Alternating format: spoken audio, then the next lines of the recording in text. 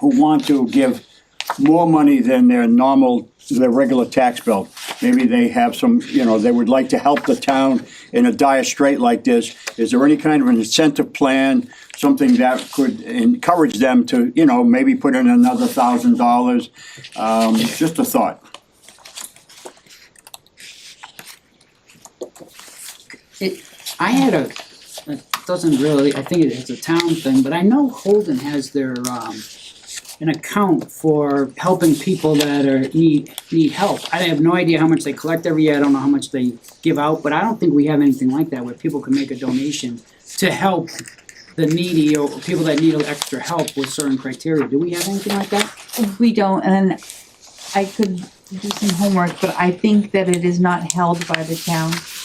It is a, It is a town account. no, it's called something when I clicked on it. Helping Hands. Helping That's Hands. called. So it's like the raft. Yeah, Yeah, yeah, It's a raft Yep. program. Yep. Yeah, so But it's helping Our- people in town. our residents have access to that as well. Do we publicize that? Well, my thought is not just that, but that the extra money that someone would be willing to give, say, that goes through defraying the tax burden for that particular year.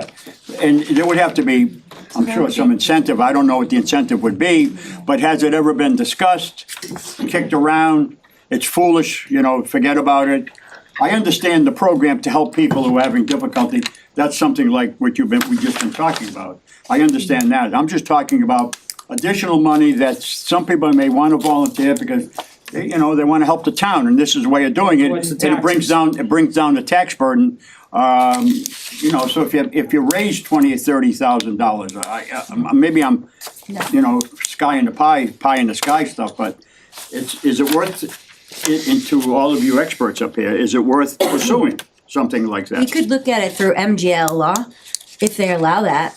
We could certainly look into it if they do, because everything we do is dictated by Oh, law. I understand that. Yeah, I know Yeah. I know that.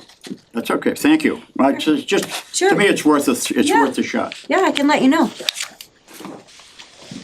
Question to the chair? Amy? I see here, there are two under 17D, surviving spouse, minors, or person. Yes. Do we have many surviving spouses that apply for benefits? Not really, because that number is very low and I haven't sent anybody away. I think one time because their asset limit was too high. Okay. But how many surviving spouses do we have in town? Do we know? I don't have the statistics on that. I have two that have applied. So all we would know is two. Yeah. See, well, the reason I'm saying it seems kind of low. I encourage anybody who might be in that situation to please come and see me. I'll start spreading the word. Okay. I just had one quick question. Under the veterans, do they have, it says retired veterans. Does that mean somebody that's, I guess the way to say it is, you're in the military 20 years and you retire, as opposed to somebody that might only be in 3 or 4 years and they're veterans still? Yeah. But they're not retired from the service? I think what that means is retire from active duty. Okay, Right, you're not enlisted right But currently. not, so you didn't do the long-term and actually retired like a job retirement? No, that's not what that means, actually. Okay, all right. And there's no disability that comes along with that. A young person or a non-affected person, where the other one from the state has to be they have to have a percentage of 10, Yeah, that's at why I least was reading in the 10%. front there, I had, okay, that's why I asked that, okay. Follow-up question. Under 41C, certain elderly persons 70 years and over, there are 16. And if I go to 71C here, 41C, it says $500 per exemption in the last year. Well, if I take 16 times 500, Because we've passed a local option for $1,000 that we Okay. give for seniors instead of $500. so that goes to 1,000, okay.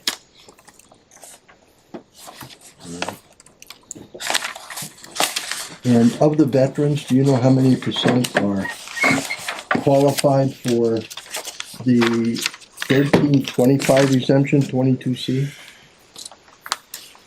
Currently, we have nobody in 22C. We only have 22 and 22E.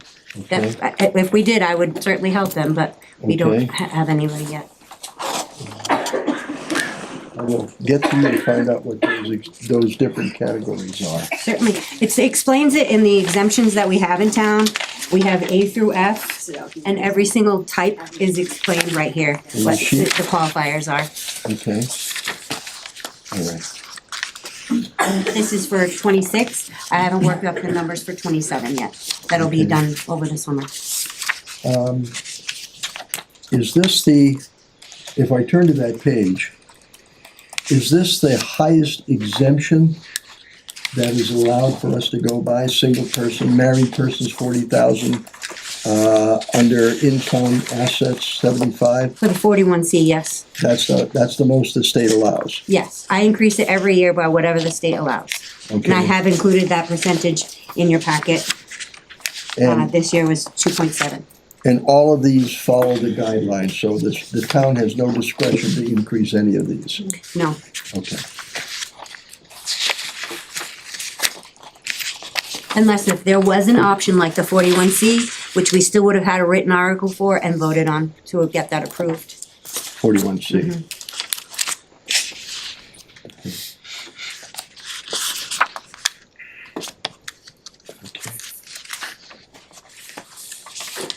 Okay, thank you.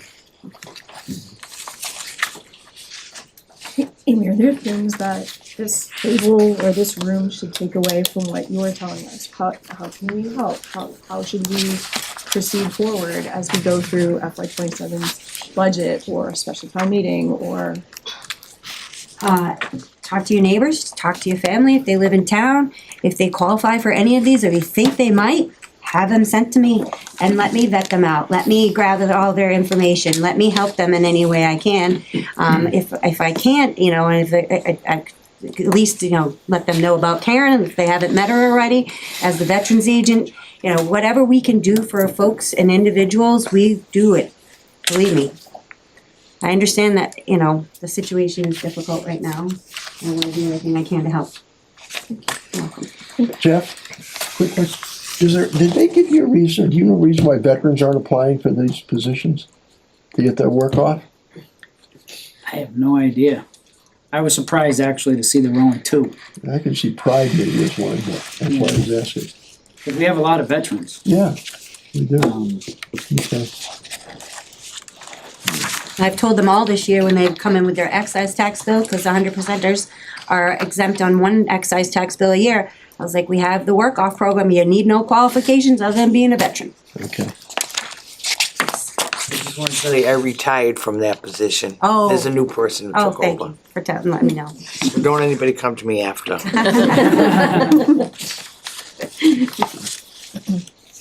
Does anybody have any questions for the assessors in regards to available abatements and exemptions?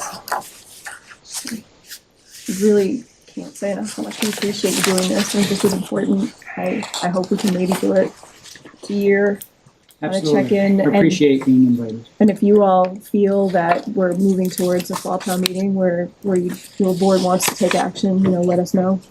To do some of the things that you mentioned tonight.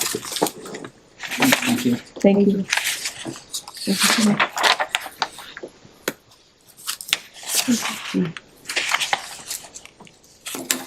Moving on in tonight's agenda, we're moving to the draft warrant for the special town meeting that was called for June 16th. Could I get a motion from the select board to close the warrant? Is there a second? Second. Is there any discussion? All in favor to close the warrant?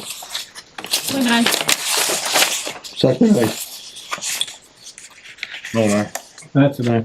And did I, that's unanimous, thank you very much. We have quite a few people here, from the school district, actually. So, would the finance committee like to take the articles out of order since they are here and we're cozy in this room, or do you wanna proceed with the articles as they stand? Whatever you like, boss. There's a lot of you here. It's okay. We're gonna move to Article 2. That's to see if the town will vote to raise and appropriate or transfer from available funds $524,161 to defray the expenses of the discretionary assessment portion of WRSD for the fiscal year beginning July 1. Can I get a motion to place Article 2? So moved. Second.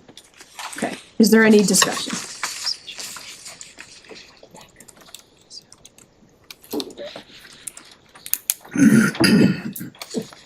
And could we get any input from the finance committee? Obviously, this is something you all discussed at great length, before annual town meeting, so I just wanna see where you are. Well, now. I'll make the statement as the finance committee chair. I think it's very unfortunate that we're losing 19 people from town.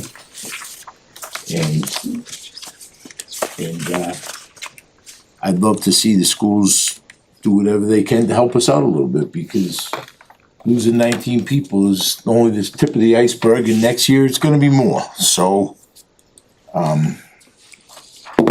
I thank the school committee, the superintendent and all the people there for helping us out the best they could, but I can't in good conscience, and I don't think the finance committee, why we did what we did at the town meeting, I don't think we can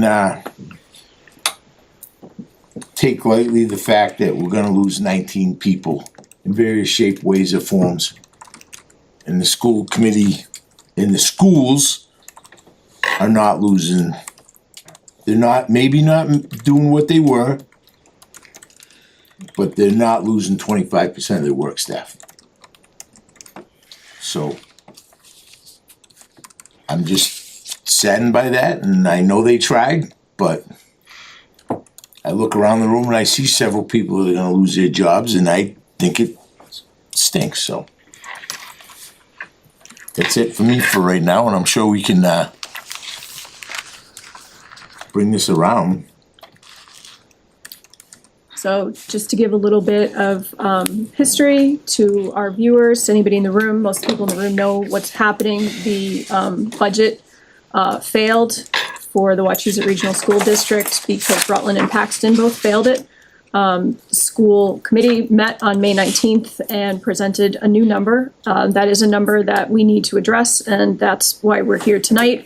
And it's why you're hearing a lower number than you heard at town meeting if you were there, which was, Darren, correct me if I'm wrong, was in the $660,000 range. Correct. So when they made their adjustments, our totals came down, just over $120,000. We can actually, Heather can obviously provide the exact dollar figures anytime anybody needs them. And would anyone from the school committee like to comment? They're all here. Many of this. School committee versus sorry, Oh, it's entirely your call. what would you prefer? I'm happy to. School district, thank you. Sure, no problem. I think, first I just wanna acknowledge, I think we all know how serious the situation is for our towns, and nobody wants any employees to be impacted during the budget season. I think I can speak or answer any questions people would like about the school budget. I think what we did is made a recommendation that any additional Chapter 70 funds that come to the district will be used to reduce town assessments, which was to the point, I think it was a total of about $550,000 or so. Some things I'd share in terms of what we put towards this year's budget, just so I want people to understand, we tried to go through pain points before we got to this point.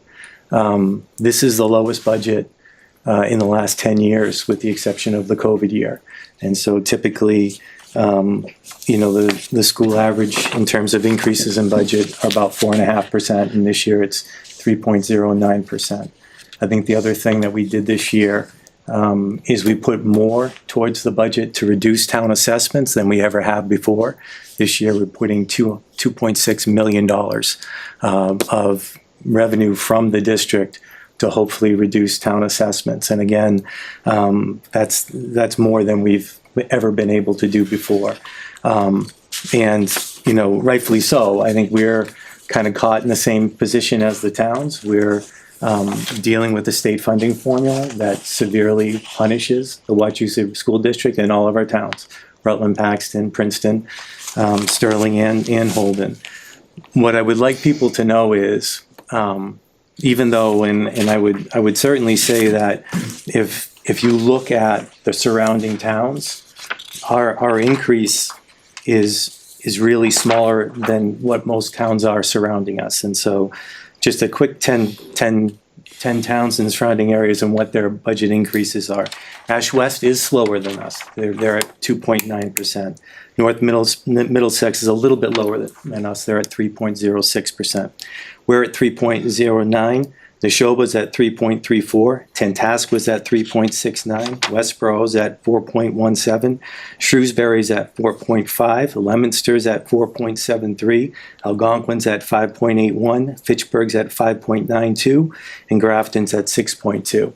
And I only offer that just to show that a lot of school districts are struggling at this time, and the increases they had are actually even larger than the increases were put forward. I'm gonna say something uncomfortable.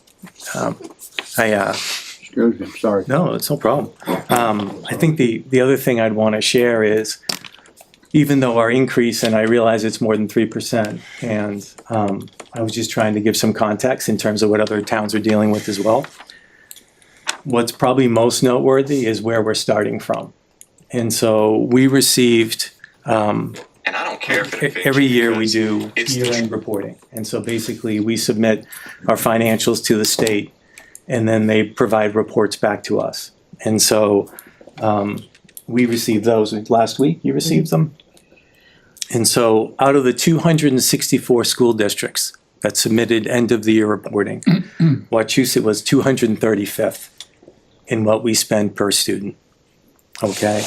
So there are only 28 districts that spend less money than we do per student. And I'm certainly not complaining about that, because I feel like we make our budget work. And I'm very thankful for the support of Rutland and all of the towns in supporting our school budget. But I offer that because we're already starting at a place that's very low, okay? We spend less than $3,400, about less than the state average per student. And so we're already at an incredibly low level.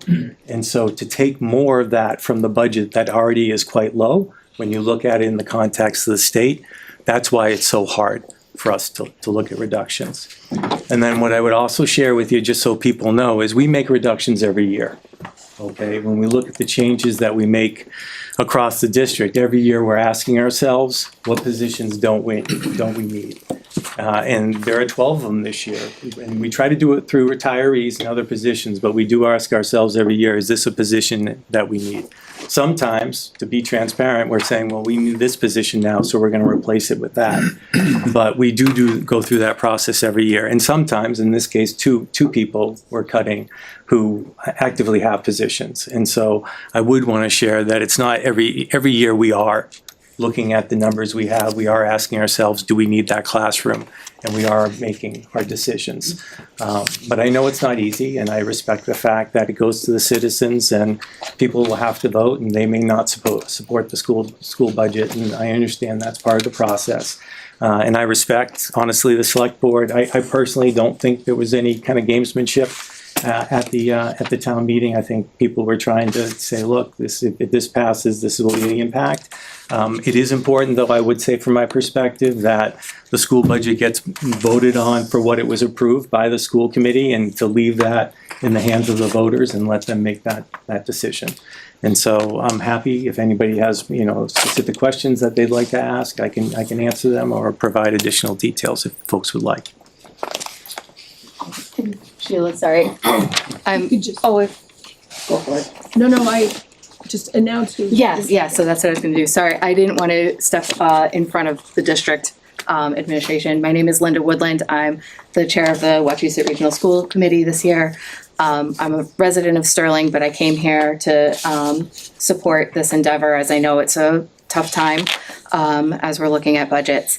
I would just want to echo what Jim said about how we start this budget process in Wachusett in kind of a new way over the past several years than 10 years ago. It was very different than how we look at it now, where right now it is a needs-based budget. And so we spend the year looking at what do we need for the next year. And so like Jim said, there are those positions that the administration takes a hard look at to see, do we need to have this position continue or not?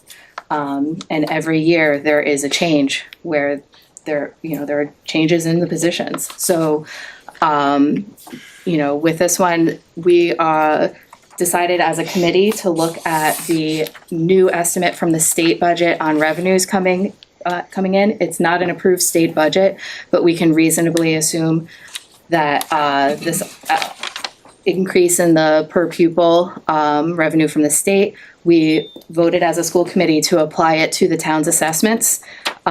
We have done that for the past year minimum, if not 2 years, 3 years. This is the third time. So it's a practice that the school committee knows is necessary for helping out the town each year. There's plenty of things that we would like to see that revenue go towards within the school district, but we also know that this needs to be a partnership. And so it's been recommended every time that we give it back to the town, and every time the school committee has followed through on that recommendation, because we can't really get anywhere unless we are together as a community. So, thank you. Jim, I believe 85% of all towns in this state are in hold harmless. Of the towns that you mentioned, were those towns in hold harmless? Or are there ones that weren't that still got a good increase? I can't tell you off the top of my head. I was just trying to, the reason why I picked those 10 was I was just trying to look at surrounding communities around us, mostly look at Central Mass and then some other regionals. I think there's a mixture. I don't think Leominster is, I don't think Fitchburg is. And it's a good point. What I would say to you is that partly some of these higher increases are driven because these are towns that are getting Chapter 70 money. And it kind of goes back to the funding issue, right?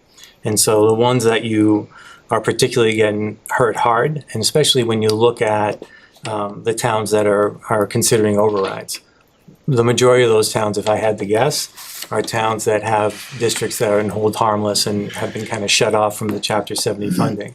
But to your point, some of these larger amounts, so I think the Leominsters and Fitchburg in particular, they're partly driven by the state giving them increased funds. And Because they're not in hold harmless. they're not in hold harmless, and the other thing is they're getting Student Opportunity Act funds. And so the one way they have tried to address the state funding formula over the last few years is they've looked at gateway and urban communities, and they've looked at trying to make sure those communities are properly funded. And so they kind of made them a priority. And I don't want to get the figures wrong, but I think like a Leominster has seen in excess of $10 million more over the last few years through the Student Opportunity Act. And this was the last year that actually was in place. What's really hurt us is we're not like an identified special interest. So we're not an urban community, right? We're not a vocational school. And these are parts of the formula that have been addressed since I think it was created in about 1990. And so we have a lot of districts like ourselves, like the other 85%, that are paying more than the share they should, you know.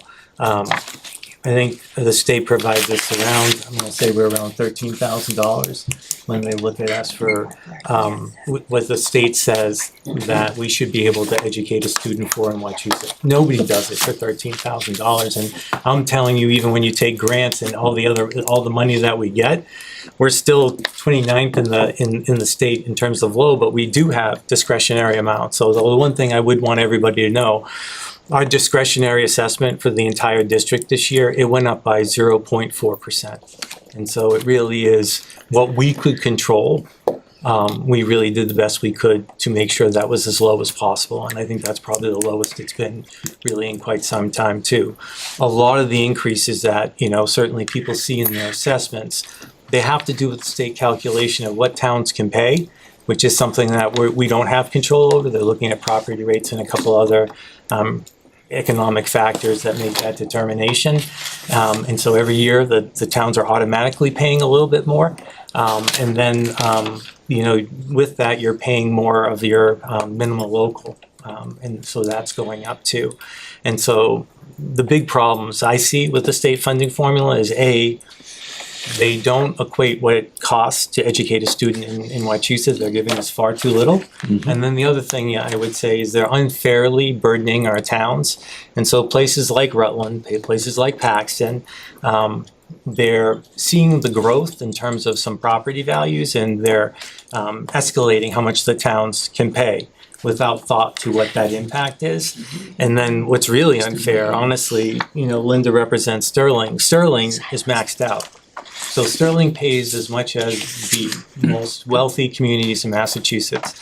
Their proportional share is the same as Wellesley, Lexington, the most wealthy communities across the state. And so that's where it's unfair too. Sterling's a beautiful town, but I don't think the amount of wealth that they have in Sterling equates to Wellesley or Weston or any of those other towns. The reason I ask about hold harmless is, correct me if I'm wrong, before we went into hold harmless, we were getting about $3 million a year. Yeah. And now we're getting what, about $150, $200 a year per student? So and so the year before we went into hold harmless, our increase in Chapter 70 was about $3.4 million. And so it was a significant factor. It really makes a difference.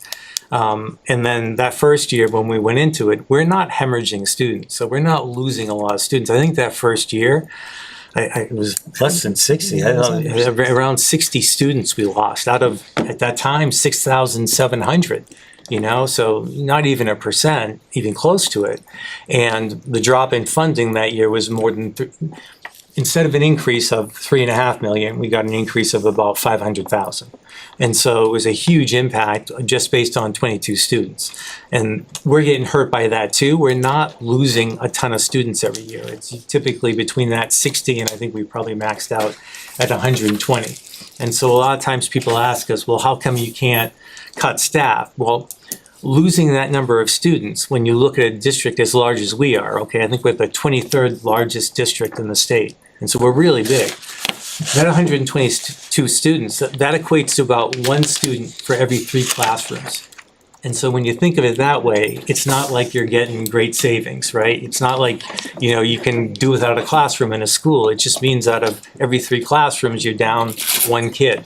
And so that's one of the things we've been struggling with. And then what we're trying to do, and I'll admit this, is sometimes when we make those reductions, we are putting them into other positions.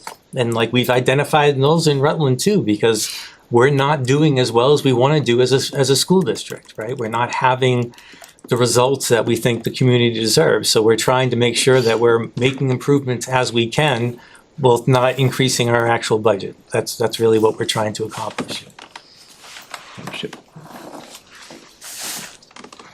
With all those numbers just said, the bottom line still is that our municipal side budget is gonna, we're in that 22% category still of cutting all the budgets, yet the school budget is still going up by a substantial amount. Because I know it's whatever it said here about what, I just read it, 4% or 3.5% or whatever it is. But that's 2/3 of our budget. That's a big number. So that's the difference. I mean, we can't keep sustaining that and just devastating the municipal side of the budget. Every year we've been doing this, on and on. The finance committee spoke at length about the numbers and the numbers for the town, and we have been since November, or no, even before that, I think. We went to town meeting, we made our proposal, that what we felt was reasonable for that article. An amendment was made, it failed. The article that we presented passed.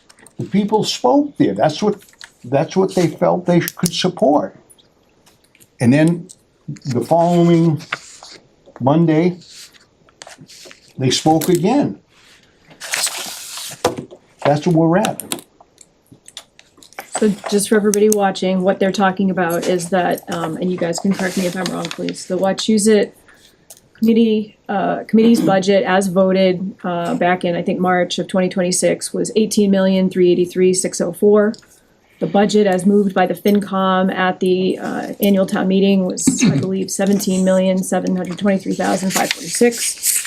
The new budget that Wachusett has presented and voted on as of the 19th of May is 18,247,707. That is a reduction of $135,897. At this time, the way the article reads, it would be most likely that we would be using free cash to fund the remainder of the school budget. Sterling and Princeton have passed the budget. Holden is headed to their town meeting in a week. And I believe Princeton is at the end of June, Paxton is at the end of June to reconsider. If I may, if I am looking, I don't have the most updated budget, document, but I believe if we look at education, Bay Path's increase, which was under the our minimum local contribution, was 8.43%. Wachusett, I think with this updated number, is in the 4.29% to Rutland. It was a 3.09% to the total budget. Given the regional proportions, Rutland's increase is, I believe it's 4.29%. And so Bay Path, which is under the MLC, is more than double what Wachusett is asking for from Rutland, with far fewer students. And that's a funding formula issue. I just want to point out that it's, we have other departments, that are pushing that double what Wachusett's ask is. Sheila, also, the FinCom did not move to make a reduction in the school budget. We tied it to the override. That's all we did. We did not reduce the budget. We just tied it to the override. Thank you. That's an important point, Karen. Thank you very much for bringing that. We did not, as a matter of fact, anybody in this room that was at the town meeting, I spoke exactly to this thing. I did not want to cut the budget. All the school, they work hard at it. We love the schools. All I did is tied it to the override question. And we're going down another trail here, everybody in this room. The selectman chair just said we're gonna pay for this with free cash.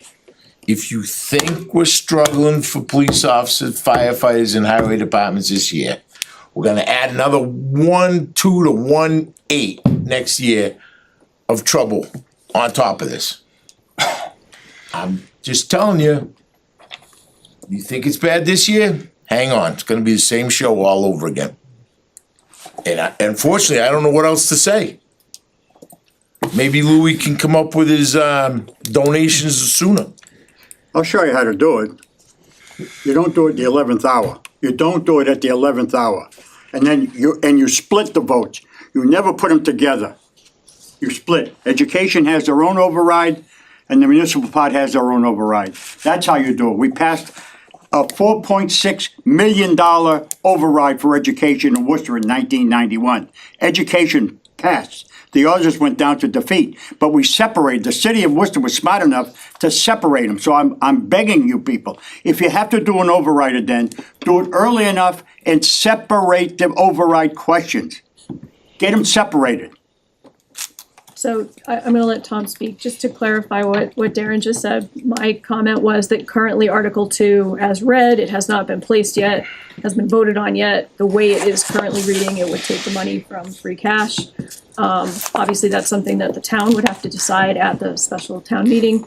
I will note for the audience, to Mr. Connectioli's point, that the difference between us and Worcester is that we are not completely masters of our domain when it comes to the school budget. We are a member of a regional district, and if 4 other communities pass this budget without us, we're gonna have that number to pay no matter what. So it is a difference to be noted, that's all. Go ahead, Tom. So we keep hearing the comparison between the Bay Path budget and the Wachusett budget. And we've been over that one also with detail, or the right way to say, with a fine tooth comb, or however you wanna say it. When we had the Bay Path people here, it's two completely different models of how the funding is and what it's for. That's one thing. And number two is the Bay Path number of students, part of the reason it went up was there's more students going to Bay Path. So our Wachusett number of students has gone down, not up, it's going down. Can you just clarify how much in free cash we would need to use? Because I know that the majority of the budget is already accounted for in the cut budget. $524,161. Thank you. And I want to make sure everybody in the room understands that in November, we increased our revenues to significantly higher amounts than we typically use. So that means our free cash coming back to us starting July 1st is going to be less because we upped our revenues to spend it in the fall. There's somebody here. Just gonna briefly respond what I have for Harry. I only looked up the 5 that we could collectively remember off that list. Fitchburg and Leominster are not in hold harm list this year. Ash West, Shrewsbury, and Westboro all are. So it's from the 5 that were told to me, it's about an even split. My curiosity was, if they're in hold harmless and they're still getting a better deal, if you will, from the state than we are, what's wrong? Not with us, with the state.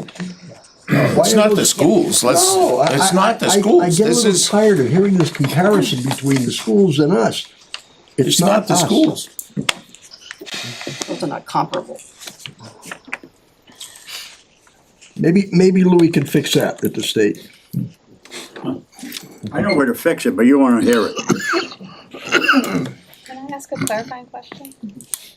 The amount that you're discussing for this warrant article, is it the full amount from the school committee? Okay. Yes. I just wanted to make sure because that is required by DESI to go to the town meeting as the committee votes on it. So, if we have a difference of opinion, our town council told us we don't have to go to the DESI number. We are not in the, we can show you our opinion from the town council. That's why we changed it at the town meeting. Well, we didn't change it at the town meeting. We linked it to the override.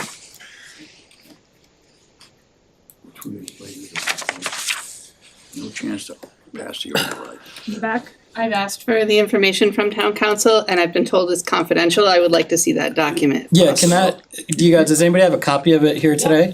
Yeah, it's definitely not confidential. It's a public, actually, it's probably in your household. Can we add that to tonight's minutes, please? That said, what's we're told is confidential is kept It's confidential. in the house. absolutely not I'm just letting confidential. you know. Let's make But that. I did make a request for that document. I was told it was not accessible. It's holding up at the town meeting. It's not, alright, let's say that, if it comes in, it's not confidential, tell them, you're in charge of this, it's not confidential. All right, so if any document that crosses the table is absolutely not confidential, so whatever information you received was incorrect, and I see no reason why you won't be able to get that document. If it's not here in the room tonight, you're gonna receive it? Fair enough? Yes, great. Carol? If I, maybe a little clarification. My understanding from reading MGL and speaking with a few people is that we are required to present the full number in writing in the article. How it's moved, the motion can be different as long as they know what it was being asked of from the treasurer of the school district, what he came up with, and it needs to be presented for consideration. It does not need to be voted yes or no, it can be changed. And not that it's changed necessarily, because we've said it was that minus something, and it was, if the override went through, we would be using free cash. sorry, go ahead. I have another maybe question, maybe to Michelle, I don't know. The first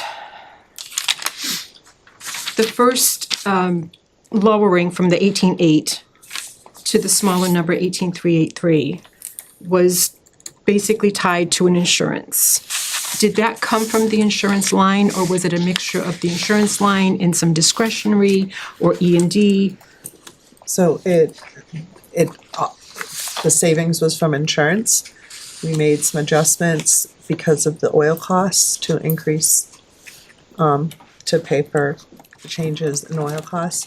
And then we added a little to salaries, because we were in the negotiation process. Okay. So none of it was from E&D, it was just a little bit of switching of some. Okay, so it wasn't the full savings, that savings went to other lines Yeah. and just the- increased them? How many percent would you say? I would say maybe 95%? I mean, how much, what? On the saving side, Yeah. like, yeah, maybe 90% of it was coming off of insurance. In this next 135-ish, that's anticipated increase in student aid coming from the state, correct? That's Okay. student aid. So I guess I'm saying that to say that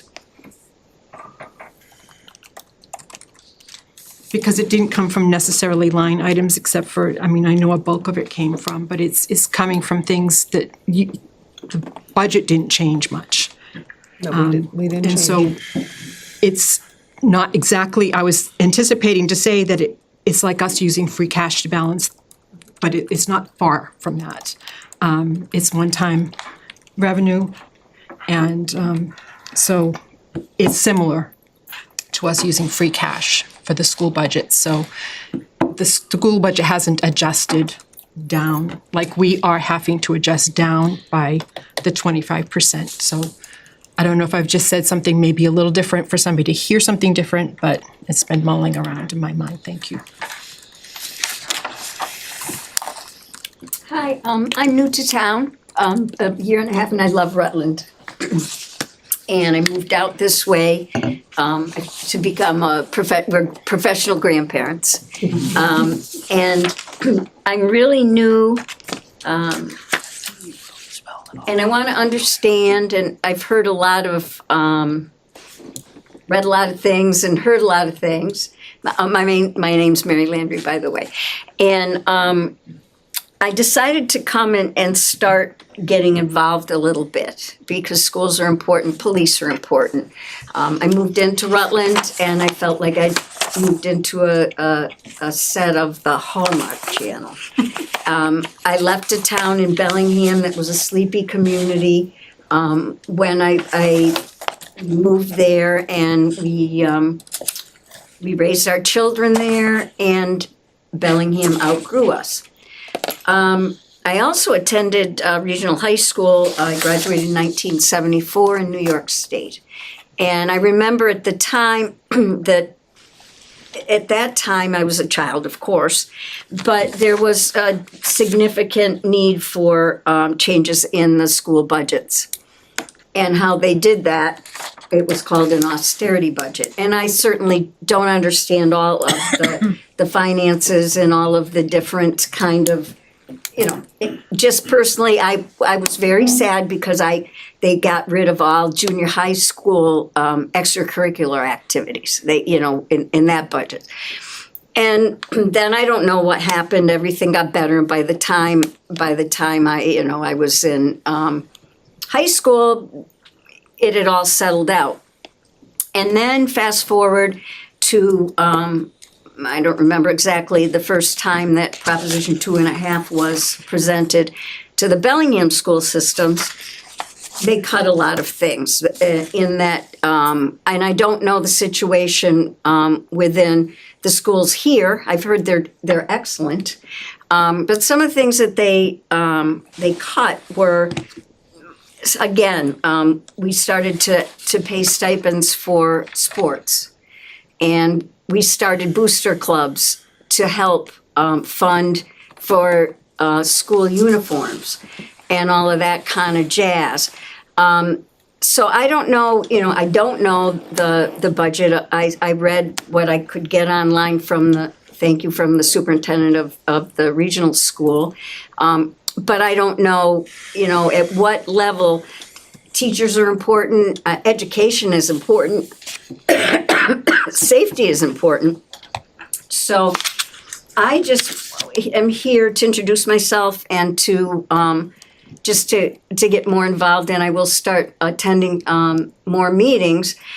But I don't know if any of those things have been thought about within any of the school budgets. They seem to work. And I'm gonna get involved in town and see what I can do to help as just an army of one, I guess, and to try to be positive.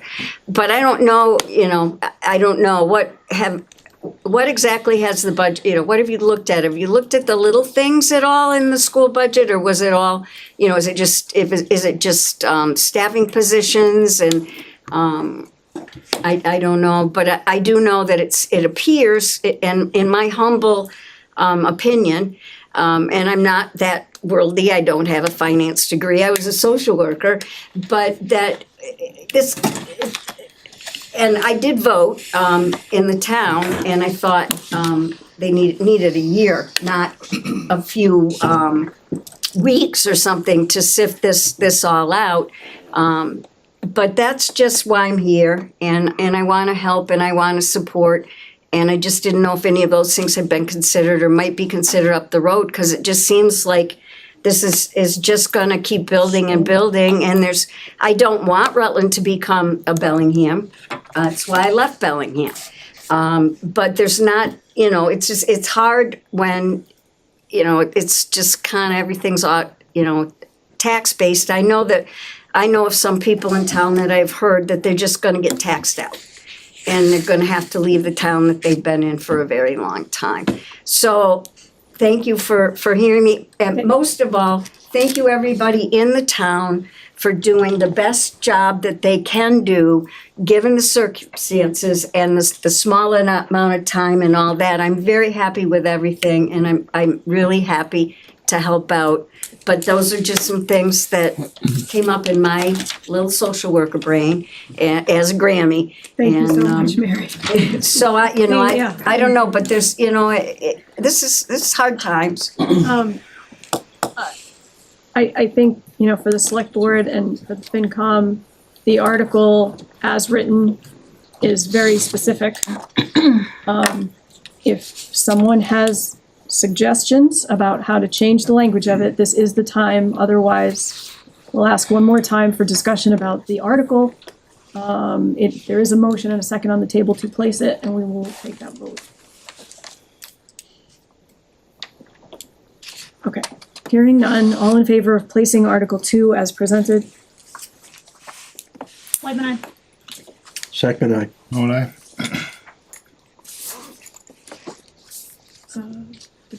Paul, no. You voting? Yeah, I did. Yeah, Matt's and I. All right, and Deb, aye, so that's unanimous, thank you very much. We appreciate everybody from the school that came tonight to offer information, the more the better. Obviously, what we wanted, which was a dramatic decrease, and that was not forthcoming. We're gonna vote on the number that was voted on by the school committee on May 19th. So, thank you. Should I do a finance committee recommendation at this point? I think we're gonna have a meeting, our regular meeting on the 8th to discuss it more, so that's entirely up to you. Meeting. Okay. Yeah, we'll do it. All right, moving on. There's two articles that should be actually fairly fast, and then we're gonna circle back to the first, and we have one other thing to discuss. We have somebody here for that. So for Article 3, and I do not need to read it for those of you who are looking at it in your packet, this is the placement of an authorization to give the select board authorization to petition the general court, that is the legislature, for special legislation to get an additional liquor license, permanent liquor license for our Rutland Marketplace owners. This is the first step in a long process. We're not 100% sure that we will make it in the current session. But we were encouraged by Representative Ferguson's office to at least give it a shot.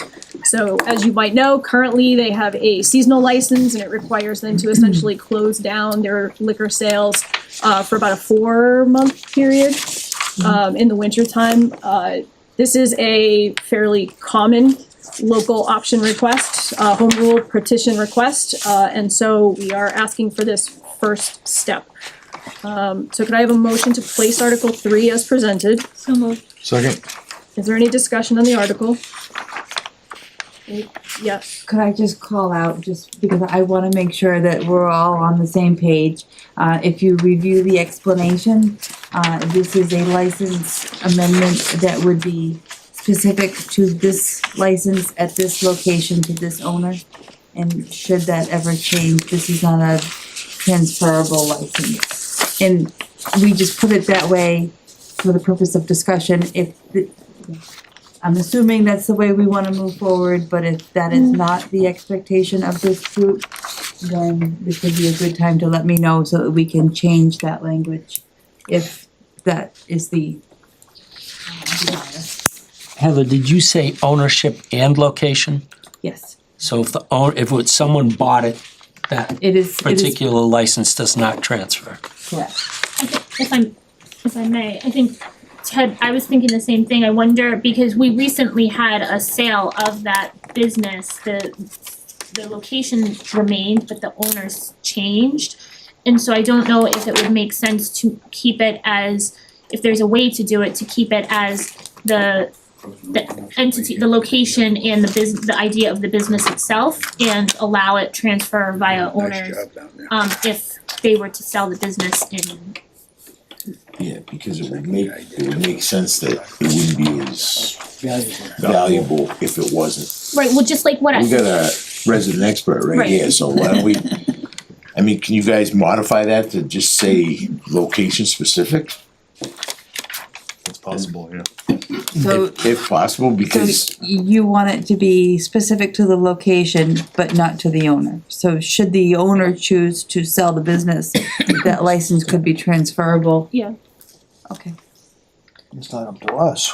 no, I'm making a recommendation. I'm just, No, we're talking about it, that's all. Is there a reason it was written that way? I mean, is it easier to get through this way? I'm just sort of curious. Typically, this is fairly typical language. It's usually very restrictive when you grant a special, when you're creating a, special legislation, it's usually fairly restrictive. So this is the starting point, and again, that's why I call it out, because I wanna make sure that when we get to town meeting and it's voted on and then something happens and everybody looks at me and says, why did you do that? So. I guess I'm comfortable either way. I just have had questions about that, and if we had the letter of support from the current owners, in support of the way it was originally written, I believe, that it was the very specific and narrow. I just was trying to think, because that business had sold fairly recently, if it made sense, because otherwise it would be an additional home rule petition, I would assume, if a new owner were to come in and want to be able to take advantage of that. Question, how do our other liquor licenses work? Do they transfer with the owner and the business, or? They're eligible to, so if a business owner was to sell an existing traditional license, they would come to the select board for a transfer of ownership. If they were going to move to a new location, they would come to the select board for an amendment of location. But those are licenses that are that live with the town and are under your jurisdiction.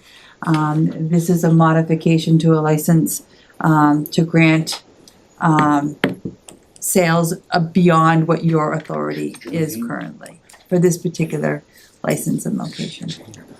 You know, I guess I'd question if we're giving more authority to this license than we do to other licenses. No, it's only because you don't have another traditional license to offer to this individual, so therefore they're restricted in their sales. But if the business is sold, they have to come to us for the transfer of the license. Well, they would still have to come back to you for a transfer. what we're saying, with this special legislation, they wouldn't even have the option to do so. As it's written, they wouldn't have the option. As it's written, they would not have the license, should they relocate or sell the business, this special license goes away. Okay. And just for everybody to be clear, liquor licenses are based on population. And so the next time the town of Rutland would have an opportunity to see an additional multiple liquor licenses come up is going to be at the next federal census. So we have a ways to go. So we allow our current licensees to be able to ask for a transfer, but under this one, we wouldn't, so it's more restrictive than what we have. We're asking more restrictions of this individual than we do on other individuals for licenses? That doesn't seem quite, Well, because we're It's a asking for special. extra beyond what we're allowed. well, I know that, but still, maybe we should, if we're asking for it, make it the same. I don't. Isn't it, to answer that question, isn't it, this particular place has I'm gonna use the word partial license right now. Yeah, That could be transferred, correct? Yes. The Yes. partial license could be Yes. The transferred. partial license could be transferred, just like all the other ones could be, but they couldn't transfer the whole license. full license, which is what they're looking for. So I take it back, I'm comfortable with this, and then if the business were to sell and they want, the new owner would want to go through this again, then we could go through this again. And because they still have the beer and malt license available. So Heather? I take it back, I'm comfortable with this as presented, sorry for the confusion. No, I mean, we should be asking these questions. The question I had was, who requested this and how did it get to you guys to get onto the warrant? They've brought it up to me a few times, I didn't realize that there was an avenue to do it. It was so they petitioned the town. They sent a letter asking us to consider this, the owners of the business. To the Board of Selectmen? Correct. And then the Select Board decided to put it on the warrant? Yes. Okay. But we're 3 weeks out from the town meeting, and they didn't bring it to us 3 weeks ago to put on the annual town meeting? They weren't aware that this was an option.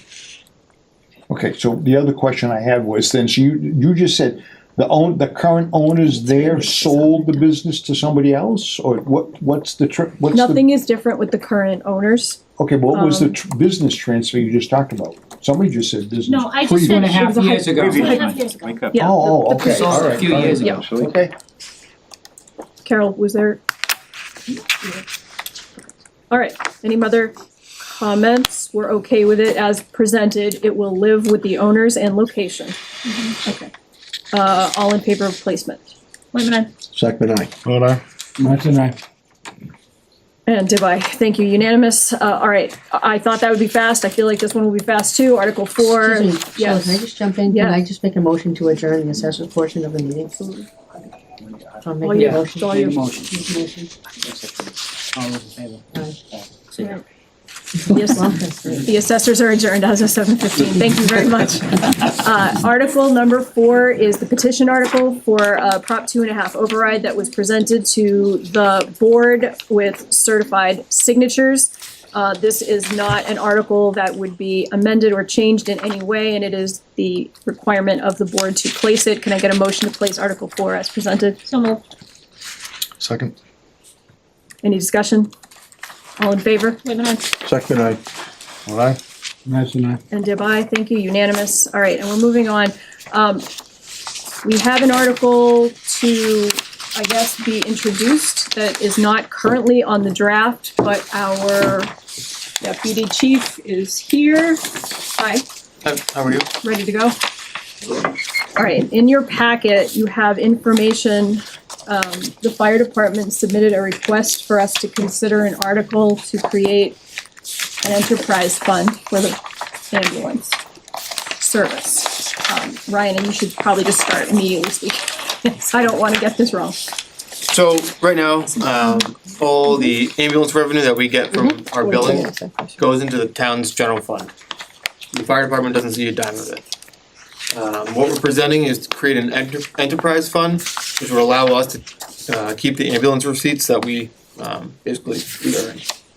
This will help offset our operating budget, and in turn, we can use it for salaries, EMS capital items, supplies, and it'll allow us, the fire department, to be more, I guess, self-sufficient, and provide a better service to the town. So we're kind of looking at a phased approach. So year one, which would be this upcoming fiscal year, we would take $450,000 out of the ambulance receipts. And anything else over that will go back to the town general fund. Then years looking forward to fiscal year 28-29, we would retain all ambulance receipts. We're looking at this because obviously the override didn't pass, so we're gonna have to lay off 5 people. We're kind of doing a Hail Mary effort to try to save that. If we do have to lay off 5 people, we're gonna have 2 people staffed 24 hours a day. That's a single ambulance. So you're looking at revenues for the ambulance going back fiscal year 19, which is around $450-ish thousand, and we're estimated this year to be 809. So you're looking at almost $350,000 lapse in revenue. And I know, we're obviously in a financial crisis, and I don't think personally the town can afford it. And as a department, we need to look to kind of save our people and try to move forward the best we can.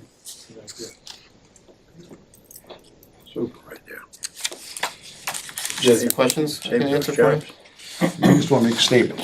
I don't take the strong way now, but just a minute ago, you said that you don't see a penny of the money, the revenues. Well, we do in the operating budget. Well, you do. That's what I'm saying. That whole amount that is local revenue from the ambulance receipts is in the whole pot of money that we use to operate the town. So that money does transfer straight through. Yeah. And if you wanna make it look like you're using it, that money goes right to the fire department. I have a little experience with this, so that's why I'm saying that, but, that's what it is, and that's how it started out, and that's the way it's been. I guess the fire department is looking for more of a guarantee. No, okay, that's a better way to say it. If you separate this to a separate account, then that money stays there only to be used by that, correct? That would be correct. Ryan, what happens if for some strange reason we didn't have the revenue? How would we offset, pay the salaries? Say it one more time?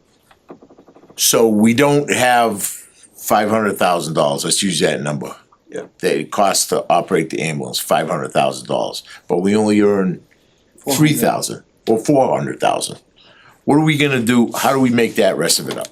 We'd have to go to free cash. We'd have to look for a reserve fund transfer and try to get money elsewhere.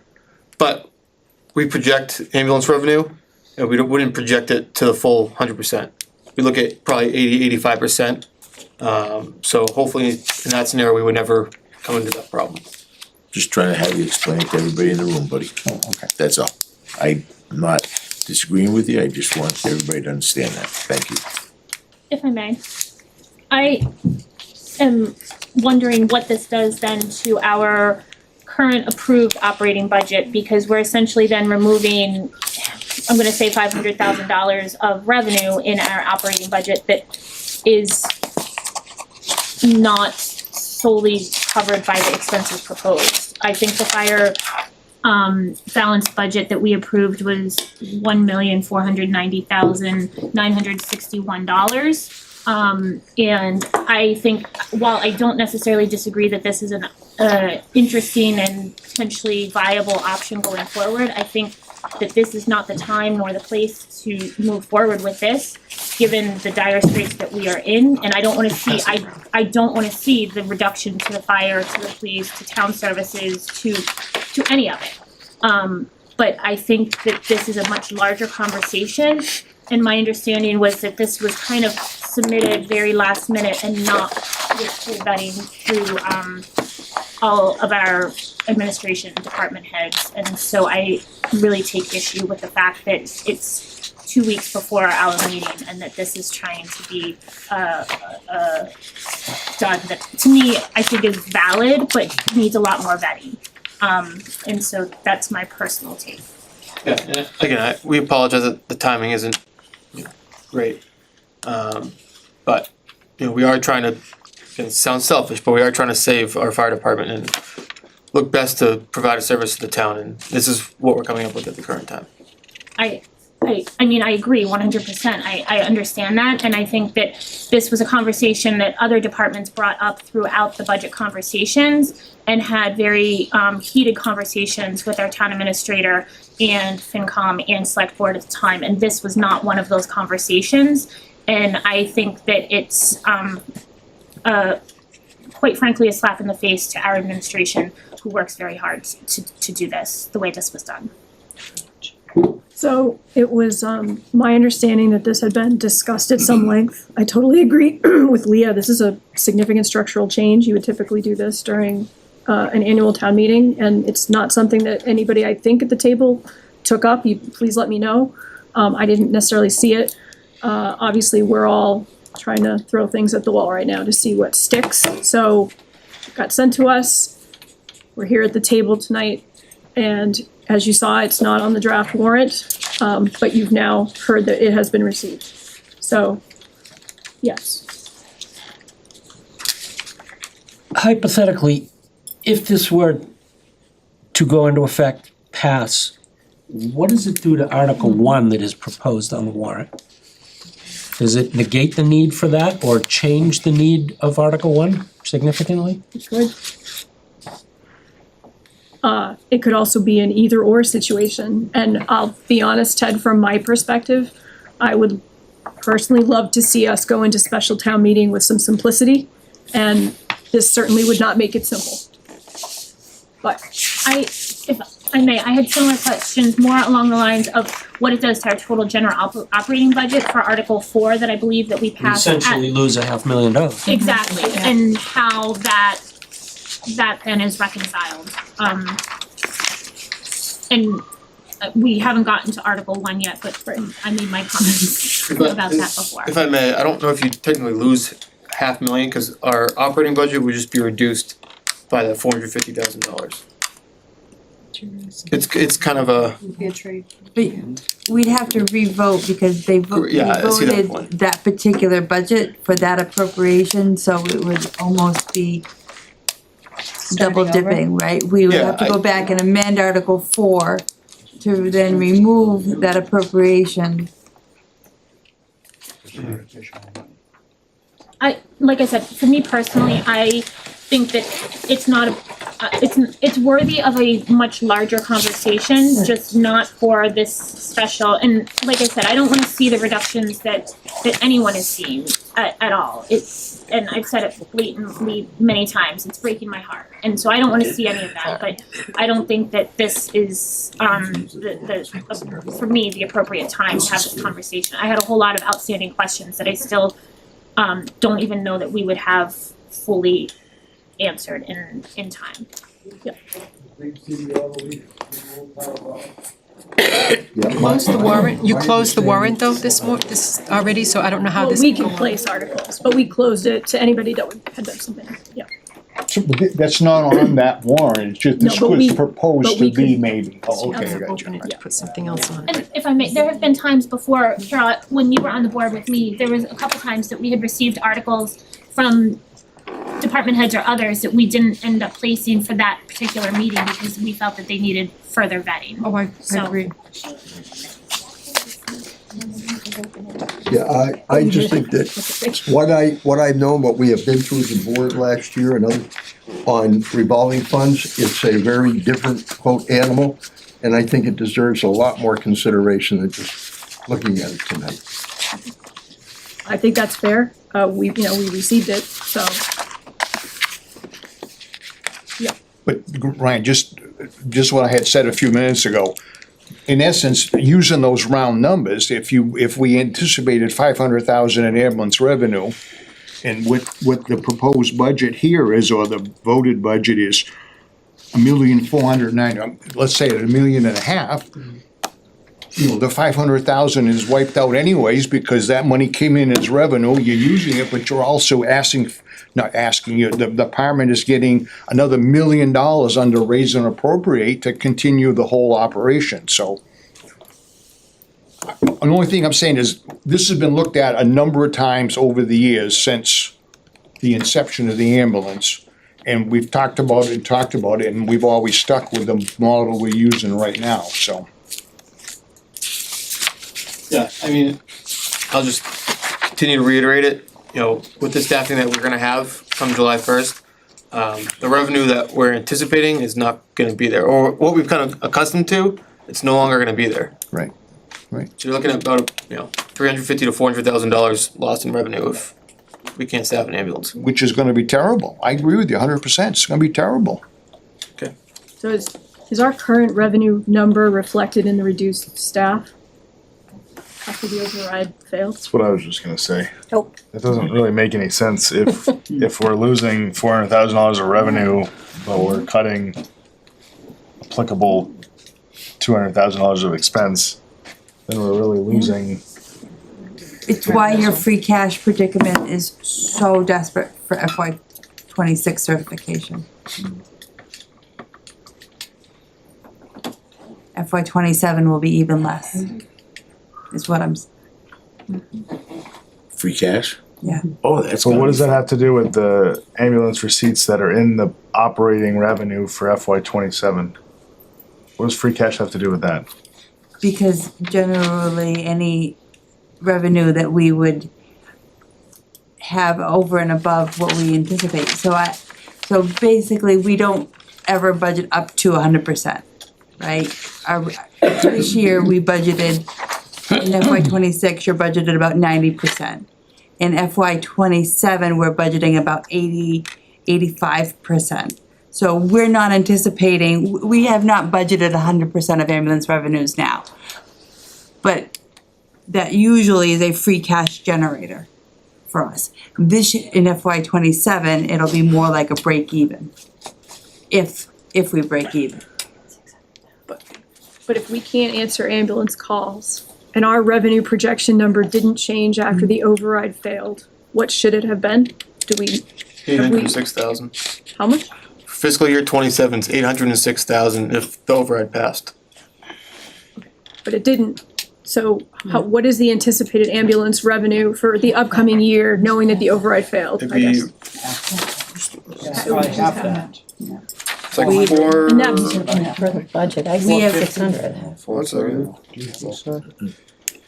Revenue sheet, somebody have Yeah, I see 600 on the one I got. I don't know how many times it's Could be- changed since then. You're looking at fiscal year '19, which is, we get $409,000.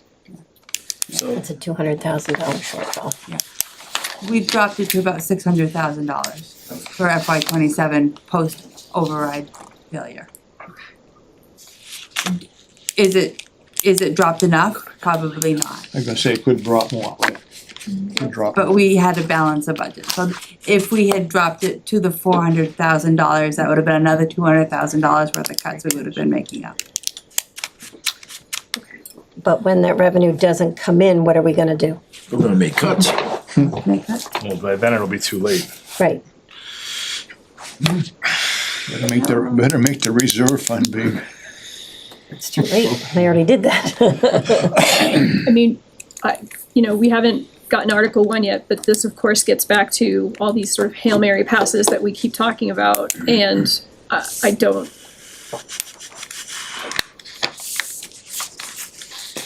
I don't know what to say.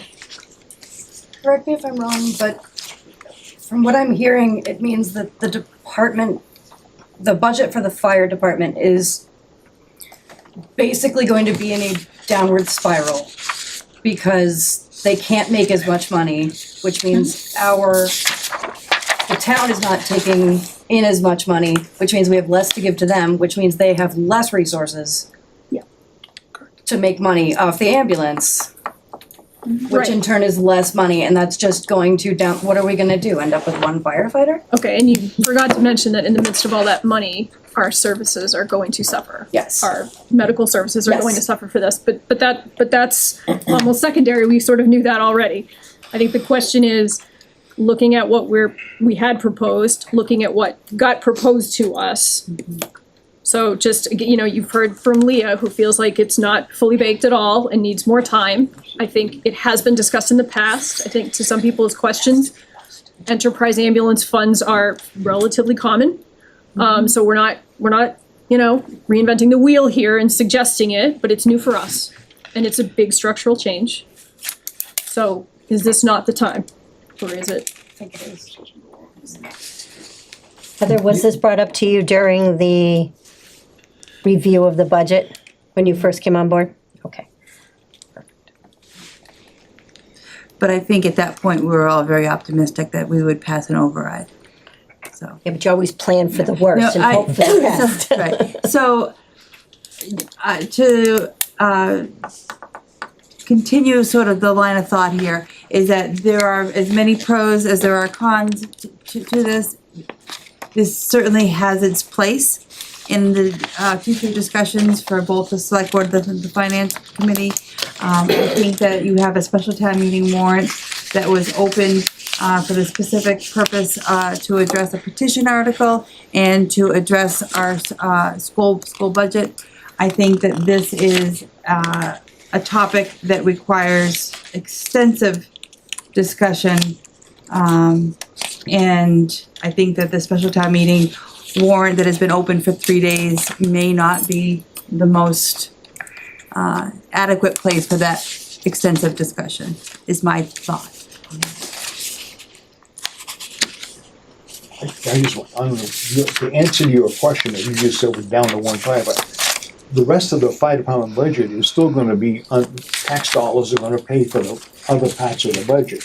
If the revenue goes down, there still should be tax dollars there to support the portion of that budget. Then maybe amend the article to something where it's a fixed amount per year based on the operating budget of the fire department, and anything above and beyond that. It's sort of like the school district's excess and deficiencies fund, which is what, something of that.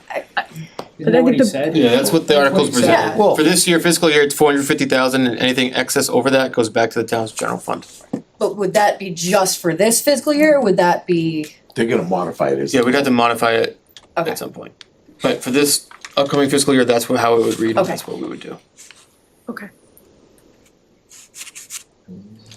Do I hear from any board member that wanted to place this article right now? Okay, hearing none. Ryan, thank you. I don't think, I guess we all get it, right? We're all trying crazy things and trying to come up with crazy ideas, and this, probably requires a binder's worth of research for us to all know where we're headed and where this is gonna go, and we hope you guys do some projections, and I would expect it's gonna get discussed again. I think you guys have already discussed it. Is that fair in the past? Sort of off and on. And if that ends up being a serious discussion, I anticipate it would start really soon. Whether that's for the fall special or more likely the May annual in 2027. So thank you. Good, thank you. Thank you.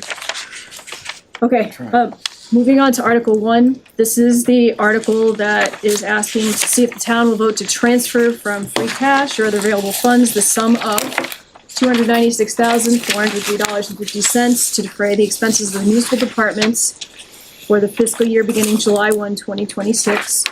Just so everybody is clear on that number and where it came from.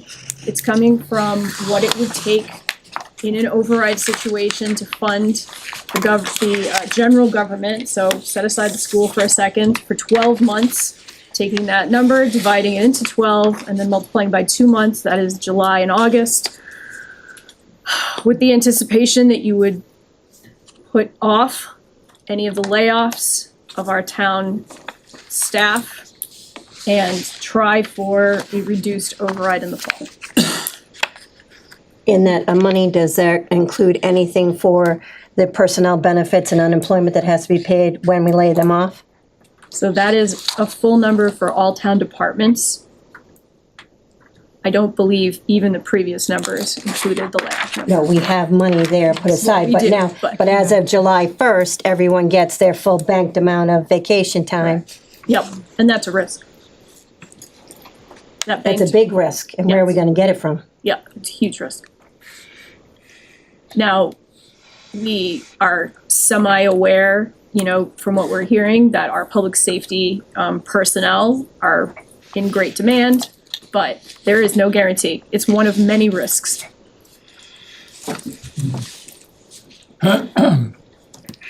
Yep. sorry. If you were to do the thing that you talked about at the last meeting with funding the budget for the next 2 months, yes. But would that allow could that potentially get on a fall town meeting? For like the restructuring, so we could save the jobs until we could do the restructuring of that fund. I mean, anything is possible. It would be at the pleasure of the board, the FinCom, to sort of, yeah. Okay, because I know that the general feeling at the last meeting from Chief Monaco was it's all about the 4th of July and the blah, blah, blah, all of that. This would make it very, very obvious. I would hope that that's not why we want to save the jobs. This might give us a really good opening to introduce that and hold on to them until we can get that out there.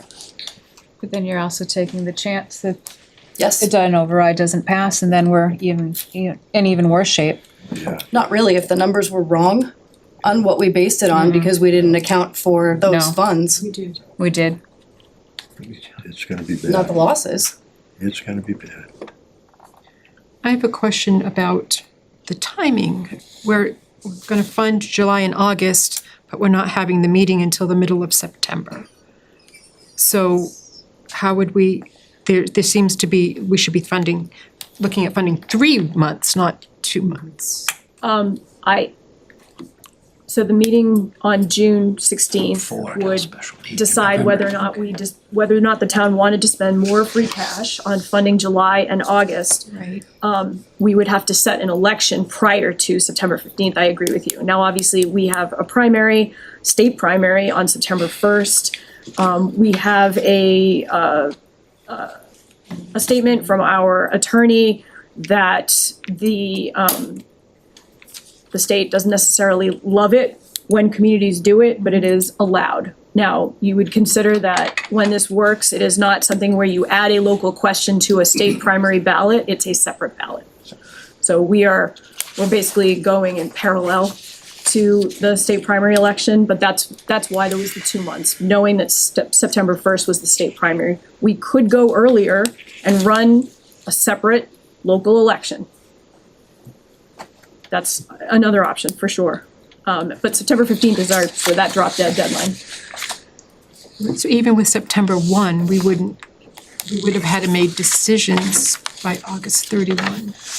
Because we don't know if we get that, because we're looking for another override then to continue funding from September 1 to the end of the fiscal year. So we don't, unless you have another special town meeting in August, which I heard that's the summer and it's not a good time to do that. I don't see how it's working. Because in June, we would fund for 2 months. But then we run out of money on August 31, and we'd be asking at the next special town meeting, or meeting and election. No, so when we left the May 9th meeting, you fully funded your Article 4. So that appropriation has been made. You wouldn't have to have another special town meeting to appropriate the funds if they were approved by the override. What failed was the override. The budget passed. Right. So there would be no need for another special town meeting. Okay, but you do have to have an override question. Right, that would be the September 1st meeting, or whenever the select board called. It'd have to be in August, because otherwise Otherwise, we've had to August lay off 31st, we people gotta lay people off. by August 31st, yeah, so.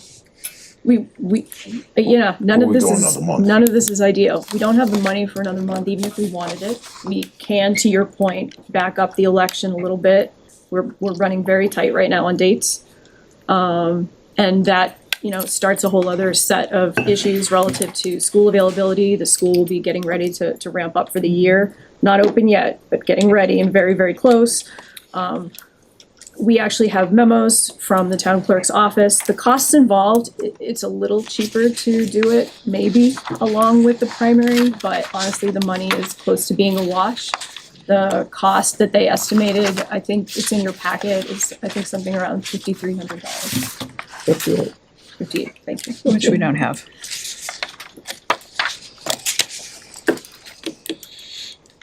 Question in the back. Lincoln Moss, 119 Brentnell. Two questions here. A lot of this conversation is speaking in hypotheticals and what ifs. But if this did pass and we did fund for 2 months, and then an override failed, we are in a worse situation because we just drained free cash. We make layoffs, we're now making less revenue from ambulance, and then we get hit with a blizzard over the winter. Can we pay for snow and ice in the winter if those two hypotheticals happened? So this comes up a lot. We under budget snow and ice because you're allowed to overexpend it. It's not ideal. And we've been under budgeting snow and ice for many, many years. And this Exactly. year, it certainly came back to bite us, right? We had a very tough winter. So to your point, yep, another one of the risks. So then what 100%. happens? Where, Well, we're not, I mean, in terms of the free cash, which I think Heather has spoken to and probably Darren is about to. Yeah, I mean, we does plowing not happen? We can deficit spend snow and ice, so we would continue to maintain winter operations even if we exceed our appropriation. And then Yes, how do plowing we would pay the continue. bill when there's no free cash? You would carry it on your recap and have to appropriate it the following year. Okay. Don't worry about snow and ice, worry about the 4 or 5 more firemen and 3 or 4 more police officers that we're gonna have to lay off next budget season, because we don't Right, have. it's a slippery slope, We're yeah. This is gonna put us up like 1 point, we're gonna be in trouble. Worse. Don't worry about snow and ice, that's the easy one, it's the people. Cause we can push that off. The people is gotta kill us. And you're absolutely right, and I apologize for not mentioning the people. I think what the point I'm trying to make is the ripple effect to all of Oh, this. it's gonna be bad, you're 100% correct. I have It's- another small question, which probably can be asked elsewhere, but while I'm here, do we know if we have childcare on the 16th? I can actually answer to that. Yeah. I asked that question through Karina, and I do not want to speak for her, but that was something they are exploring. So more to follow on that shortly. And I'm waiting, I don't want to speak for them. I would rather them make the call as a Department of Rec if they're going to or not. I believe they're trying. They're trying. They did not, I didn't hear a no, but I think they're trying to figure it out, so. Sorry. Seconds. Next station, Skier. Okay, let me see, I'll take care of that for you. No idea how to shut it off. So, the. Workout completed. In what? 2 seconds. Wow, that was a good workout. So, in Article 2, the only reason that brings me concern is the 524,000 that we're gonna spend in free cash there. And then when you add this on top of it, I'm not against, it's getting, we're snowballing. Yeah. We're not kicking the can down the road, It's now we're down the kicking road. a big building. Yeah. And it's gonna hurt us. Anybody in this room that doesn't realize next year is gonna be tough. Oh, yeah. We're not, it's not gonna be any easier. And if I may, I spoke my sentiments on Monday night, and I still have very significant concerns. I feel like the work has been done, unfortunately, for the July 1st cuts, and the department heads have prepared for that with the employees, unfortunately, and as sad as I am about that, I think that I don't have a good sense from the community that they even now are supportive of an override. And so my fear is that going into an August or September election, that there's not this big sense of remorse and regret at this point, that the override failed. And so that sounds, and I hate how callous and insensitive that sounds, because that's not where I'm coming from. I hate to sit here and see our employees not have jobs come July 1st. But I think that's, to me, expending almost an additional $300,000 in free cash to continue government for 2 more months without a warm and fuzzy sense of anything changing, then puts us in only carrying forward about, I believe, 162 to 165,000 in free cash. And we just heard that everything is budgeted so tightly from fiscal year 26 that the clearance of any fiscal year 26 free cash is probably going to be much reduced. And so not only snow and ice, that's one of my considerations, but also if there's any emergencies, if we had to increase staffing for anything, for an emergency or something, we have nothing to pull from there. And we know this past year, there's been a lot of end of year transfers, there's been a lot of reserve fund transfers, there's been a lot of unexpected. It's only going to get worse because of the budget situation that we're in. That's from me personally. Blue. Madam Chair, it is absolutely evident, after listening to the discussion tonight, we're stuck with 2.5. So the only way to take care of 2.5 is an override. I know to some people in this room, that's a dirty word, but it's reality. And so may I suggest that if Darren's projections are correct, and the town will not exist in 2 years, as we know it now, that we form committees and start to plan for an override and do it right. Do it right. There's a right way to deal with override. I know it's a nasty word for a lot of people. I know a lot of people listening at home saying, Connie Curley and his big mouth again. But that's the reality. So we either shut the town down or we get together, we form a reasonable override. We don't pit one group against the other. We don't pit one group against the other. My understanding of the override question that's suggested is for public safety, am I correct, in the DPW? The one that's been presented to you? That was the petition. Yeah, that petition. So it can be done. Overrides get passed. We've passed overrides in this town. I just think the whole structure was done incorrectly, and that led to our defeat. And remember this, there are, how many, Anita? 7,400 registered voters. Only 1,800 voted. Where were the rest of them? Why weren't we knocking on their door? Why weren't we going to them? Why weren't we having coffee with them? And why weren't we talking to them and say, if you love this town, then let's do something about it. So it's gonna hurt you a little bit. But it's gonna hurt even worse if we're down to one ambulance. Doug Briggs and I think it was Don Daltiel, were the select people when we brought in the ambulance. We figured out how to do it, and it's been effective for a number of years. Tommy led the charge with us. Do we want to decimate the ambulance service or the police? We want to decimate them? So we have to be realistic. The only way out, override. Anything less, you're just in a fantasy world. So I would suggest very strongly, and I will give all the help I possibly can, that we organize ourselves, we start to organize ourselves now as a group, and we look at the override. Unless the legislature, which they're not gonna do it, because no one's got the guts to do it, goes in and changes 2.5. The worst piece of legislation ever passed in the state of Massachusetts, worst. Oh, I'm not gonna address that. We have the strongest voice in the town of Rutland, by far, is all the kids that come home with the school has the most power. And if we work with our superintendent, if we wanna pass overrides, we have to get those guys involved. And they can move mountains. I've been to town meetings where they're up there beating drums and doing fun things to get an override, and they passed it. If the school's involved, we can get overrides. And I'm not against the schools. We gotta pass an override, everybody. We're $4.1 million out of whack next year, no matter what we do right now. And if we pass this, we're gonna be almost 5. So, million out of whack. If Louis wants to help us get the schools. They'll be there, don't worry about the No, school. we needed more voters from the schools people last time. We need to get them out, if that's what we wanna do.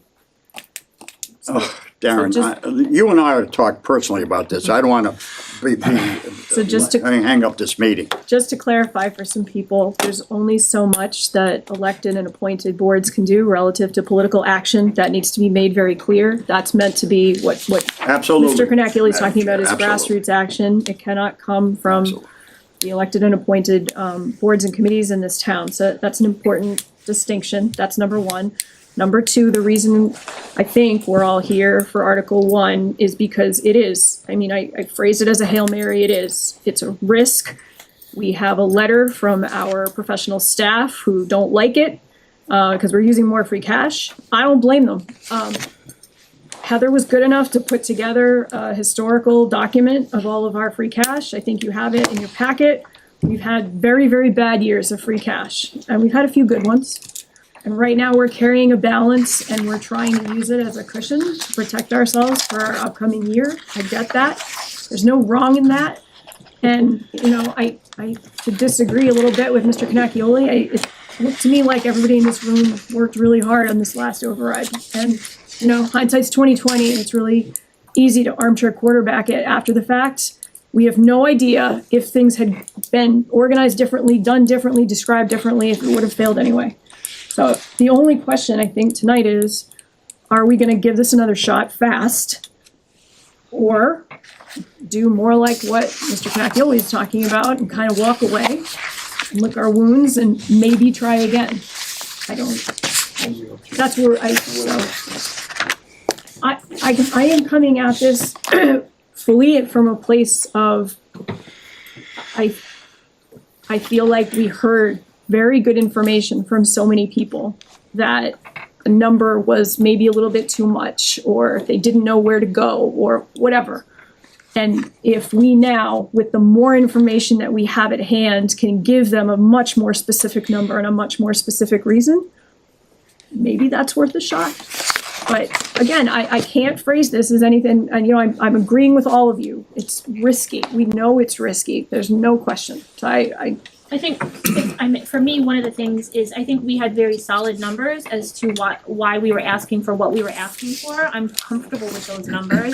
My concern is asking for a significantly lower dollar amount that's not going to address anything structurally, and it's going to be just a Band-Aid, that if we were to have it September 1st, that then we begin these conversations all over again for the fiscal year 28 budget, and we're going to need another significant override, because this past override was to fix things structurally and put us on a path, at least a more sustainable path. And we heard again and again and again that people don't like overrides because they feel that we ask very frequently for them. This was trying to be transparent with, this is what we need for the 3 years, and had very detailed budgeting as to why that was, down to the dollars. And so I really struggle. Now on WBZ News Primetime, headed to New England, wide receiver A.J. Brown traded to the Patriots. What this new addition means for the team. Could be a chilly start to the day tomorrow, but a warm trend. Lots of sunshine this week, bringing us all the way back to 90 degrees. Yeah. A fallen firefighter Bobby Kildare Jr. laid to rest. How he was remembered and the thousands of first. Well, we get AJ Brown. I think we're all set. Thanks, WBZ, for the coverage. I totally hear that. Now, bear in mind, as of this moment tonight, we are not talking about the override number. That's a separate discussion. The question is whether we even take that next step. I mean, the first step was calling the meeting, which we had to call the meeting anyway. And the second meeting was placing this article, which is a stopgap that comes with a lot of risks. So to your point, the number, whatever number, that goes on the ballot is another discussion for another evening. Mainly because we have to be done before midnight. Anita? I agree with Louis. I think anytime we've passed overrides, it has been because there have been specific groups together that come out and file the paperwork for, a committee to support it. We have we can't do it as employees, but we have the fire brigade that can do it. We have the Friends of the Council on Aging and the Friends of the Library. And with the last override, the library and the Council on Aging got together and they sent flyers to every voter. So it reached the other 80% that didn't reach out to hear the wonderful argument and what Heather was putting forward. So I think if we have those groups, we have a shot at passing one, but it has to be a concerted effort of the public and the Friends groups. I thought there was somebody here and then. I just want to say, I think we should be looking at making sure that free cash stays in free cash, because as all the other things we've said here tonight, we're gonna have some rough waters down the road. Hopefully, hopefully not, but probably towards the latter end of this budget Yeah, that we're gonna need money for. we're in rough waters now. Yeah, so actually to piggyback off what Anita just said, to give you guys some perspective, right? In 2024, when we did pass the override for $2 million to go right to, I guess general operating, that thing passed by just a little over, it was an 858 yes, 652 no. And that was the year that from everybody I talked to, they had heard so much. They got it in the mail. They were talking to different groups, like those three you just mentioned, right? To give you guys perspective with that, then here for just the first year override out of the three, it was a 208 difference. The yeses were an 833 and the nos were a 1041. So I could argue maybe in this last year, turnout wasn't.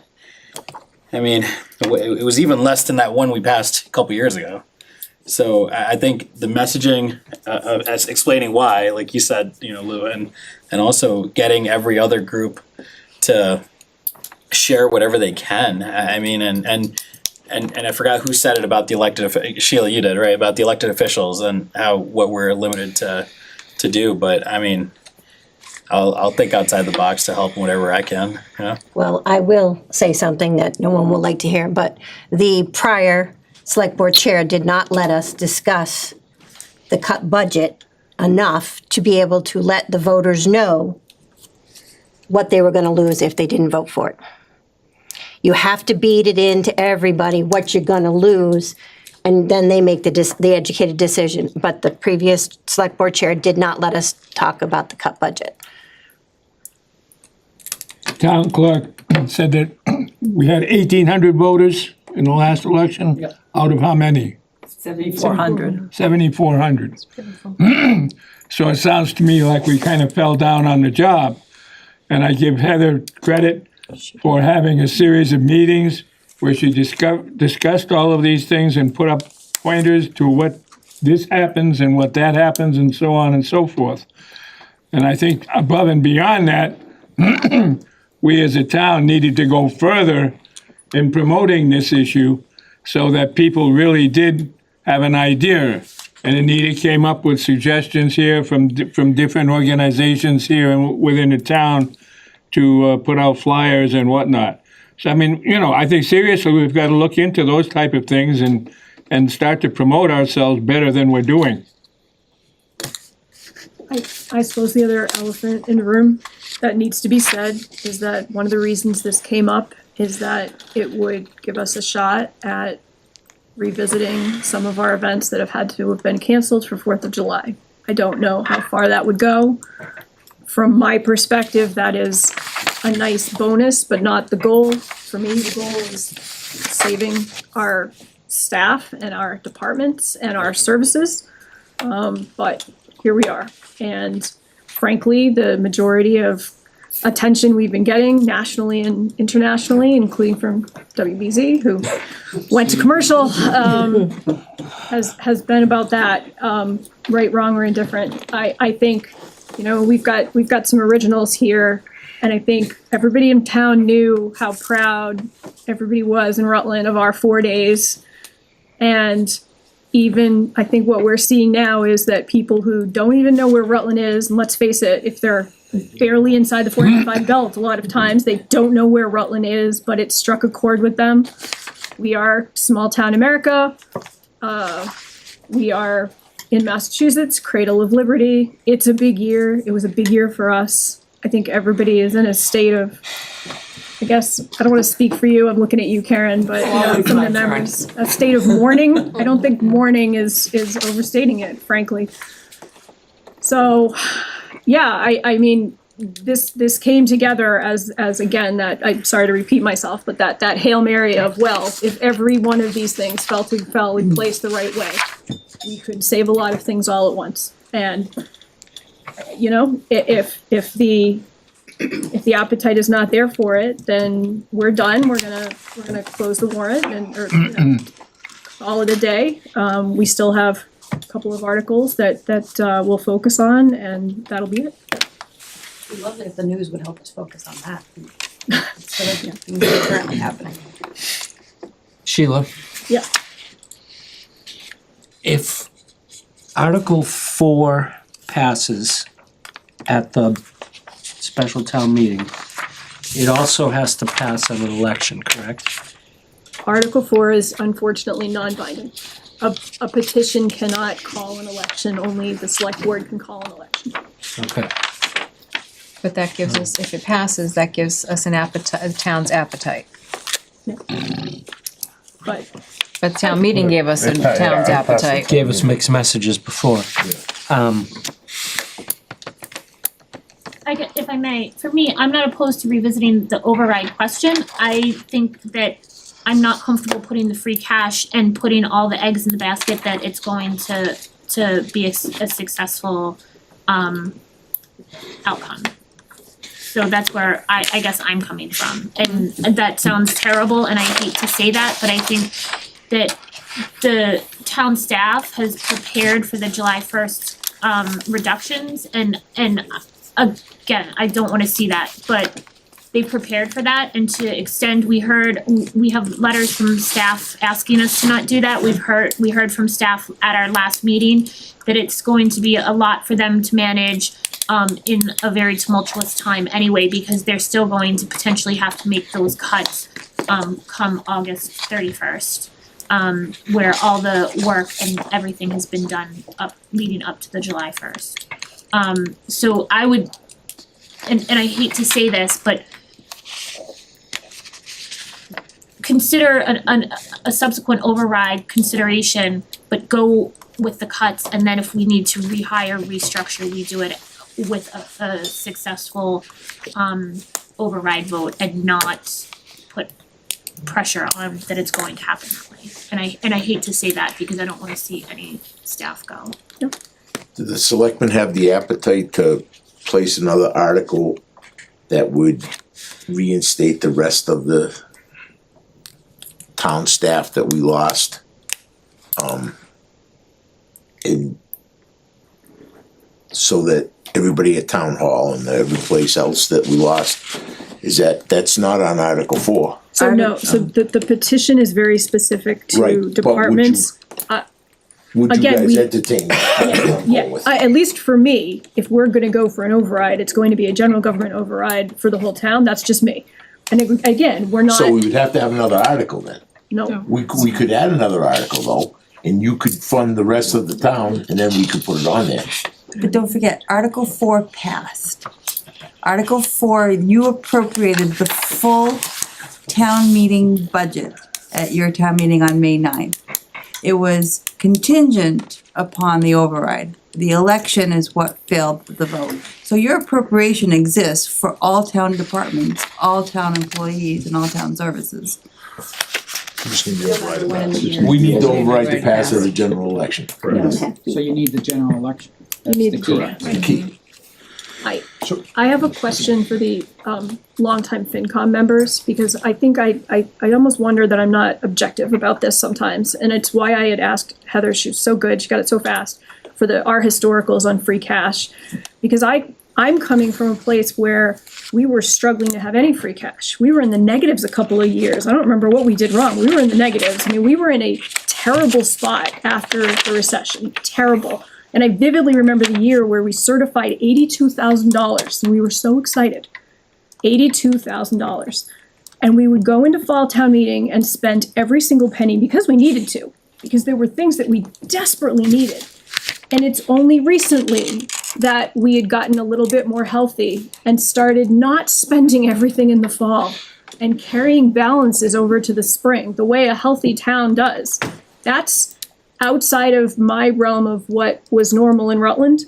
And so for me, seeing where we are now, which feels just as bad as it did back in '07 and '08 and '10, I struggle with not using our free cash that was certified last year. And that's why. I hope that helps to clarify why I think it's something that maybe I'm not taking as something easy. I know how serious it is, but that it's a possibility. Well, I think one of the reasons the free cash was so high, was it this year or last year, was because some of there were grants that hadn't been submitted and they were submitted years late, so that grant funding came into us. So it was a windfall. Yeah, I can appreciate that. I'm not even counting that number. I mean, we had a very large, unusually large free cash number. I'm pulling that grant out, and it's still a big, healthy number that we did not have to go into fall town meeting and spend down to the penny, and we used to have to.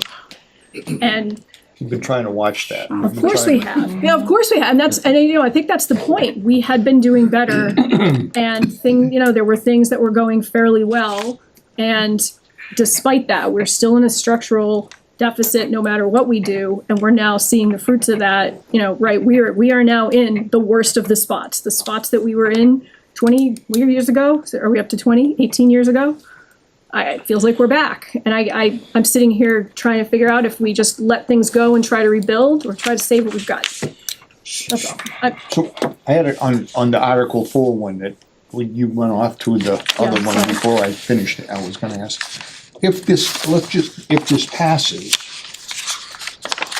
it says assess an additional amount in real estate and personal property taxes. Now, how would that play out? Because if we're at our levy limit, how? That's why we're saying that is a non-binding petition article. It would not appropriate any funds.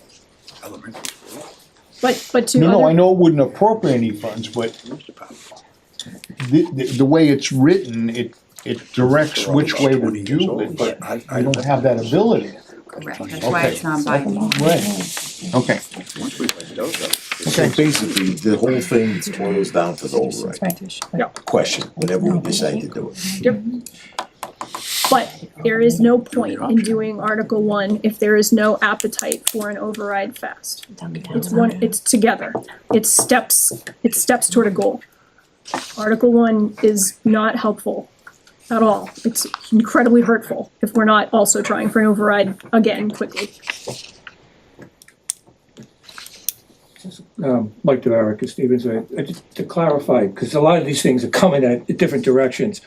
So the free cash is to fund for 2 months. Yep. The decision for an override, which personally I think is a mistake, because the people already voted no. Not that we don't need it. I do agree with it. It's gonna get worse. There's no question about it. All right? But to use the free cash without even knowing, even if an override could pass, is just gonna wipe out free cash that we have. Right? So financially, it's gonna even be worse. It is the future. So, Putting out a fire with dollar bills. exactly. That's basically what it is. We're throwing cash on top of a bonfire and hoping we put it And out. that's a mistake. I think that's a mistake, all right? Because we don't know. It's I mean, irresponsible. Right. I mean, if you just, Irresponsible. It's putting, the best analogy here is we're throwing cash on a fire. And we're hoping that the cash either puts it out or dwindles by September 1st. and that's my point, and I do agree with you, Dan. It's no good, right? It's not gonna be good. We're going the wrong way, but the selectmen have to place it or decide to place it. That's not the finance committee's Well, job. that's what I was gonna say, is it is up, I mean, the override is up to the select board. I mean, they have to decide on that. And I do agree with you can say that you could go out and try to talk to people and get them to change their minds. My phone's rang off the wall, and I still walk out and talk to people. And the bottom line is they're telling me is they don't want cuts, they want services. But until somebody can come up with an answer and tell them if you don't have the money to afford to do it, and your taxes, are we chasing people out of town? So I'm just saying is that we have to think outside the box, we have to come up with better ideas. We have to hope that the state, which they're not gonna do anything, there's a lot of things that have to come into play. But to start off by getting rid of free cash and putting us even in a worse position without knowing what could happen is even worse. And that is the bigger mistake, I think, at this point. And people are angry, I mean, they voted no, people voted no. Maybe it would be better, but how do you tell those people, sorry, you know, your vote wasn't good enough. Do it again. But don't use free cash. I think that's, to me, that's the biggest issue right now. That just puts us in a bigger bind. Is that what you're asking about? Standard emergency. You do, keep it in the bank. Do you want any opinions? My 2 cents is we shouldn't do either. Is there a motion to place it? Okay, hearing none, that article comes off the draft. And I believe we might actually be on to the next item on the agenda.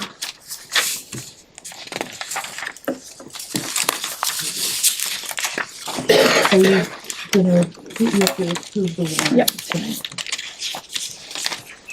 All right, so can I get a motion to approve the warrant as voted with articles, which of course will be renumbered? Articles 2, 3, and 4 have been placed. So move, second. Any discussion? All in favor? Second, aye. Vote aye. Matt's and I. And did I. All right, so that's unanimous, thank you.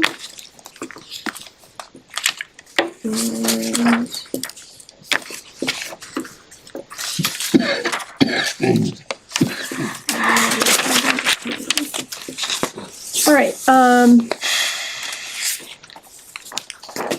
number 5, we had the consideration of a special election. So as a reminder, this was, at least for the first part of that, it was sort of a stepped basis. We have not placed Article 1. So at this point, everything is as it was after the election, which is we're gonna be seeing cuts July 1. At this point, does the board want to talk about scheduling a special election? Is that something you'd like to do a little later? We have some time now.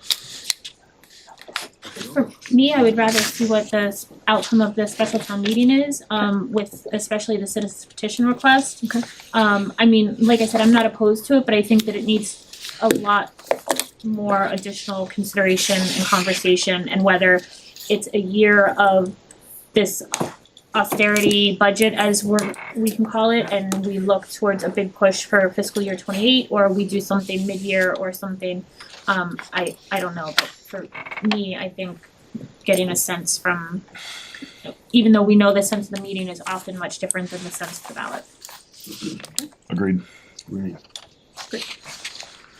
Right, the next thing on the agenda, we had correspondence, as I think everybody knows, from the sheriff's office. You know, at this time, we should thank everybody that has reached out and offered to help and offered condolences, especially to the Worcester County Sheriff's Office for their offer of support to our police chief. That offer has been responded to. You know, Lou is a former Holden, I think, FinCom member, so he knows how important it is for boards and committees like ours to support and respect our professional staff. I mean, he knows our parade. He's walked in it for years. For years, he was Abe Lincoln in the parade.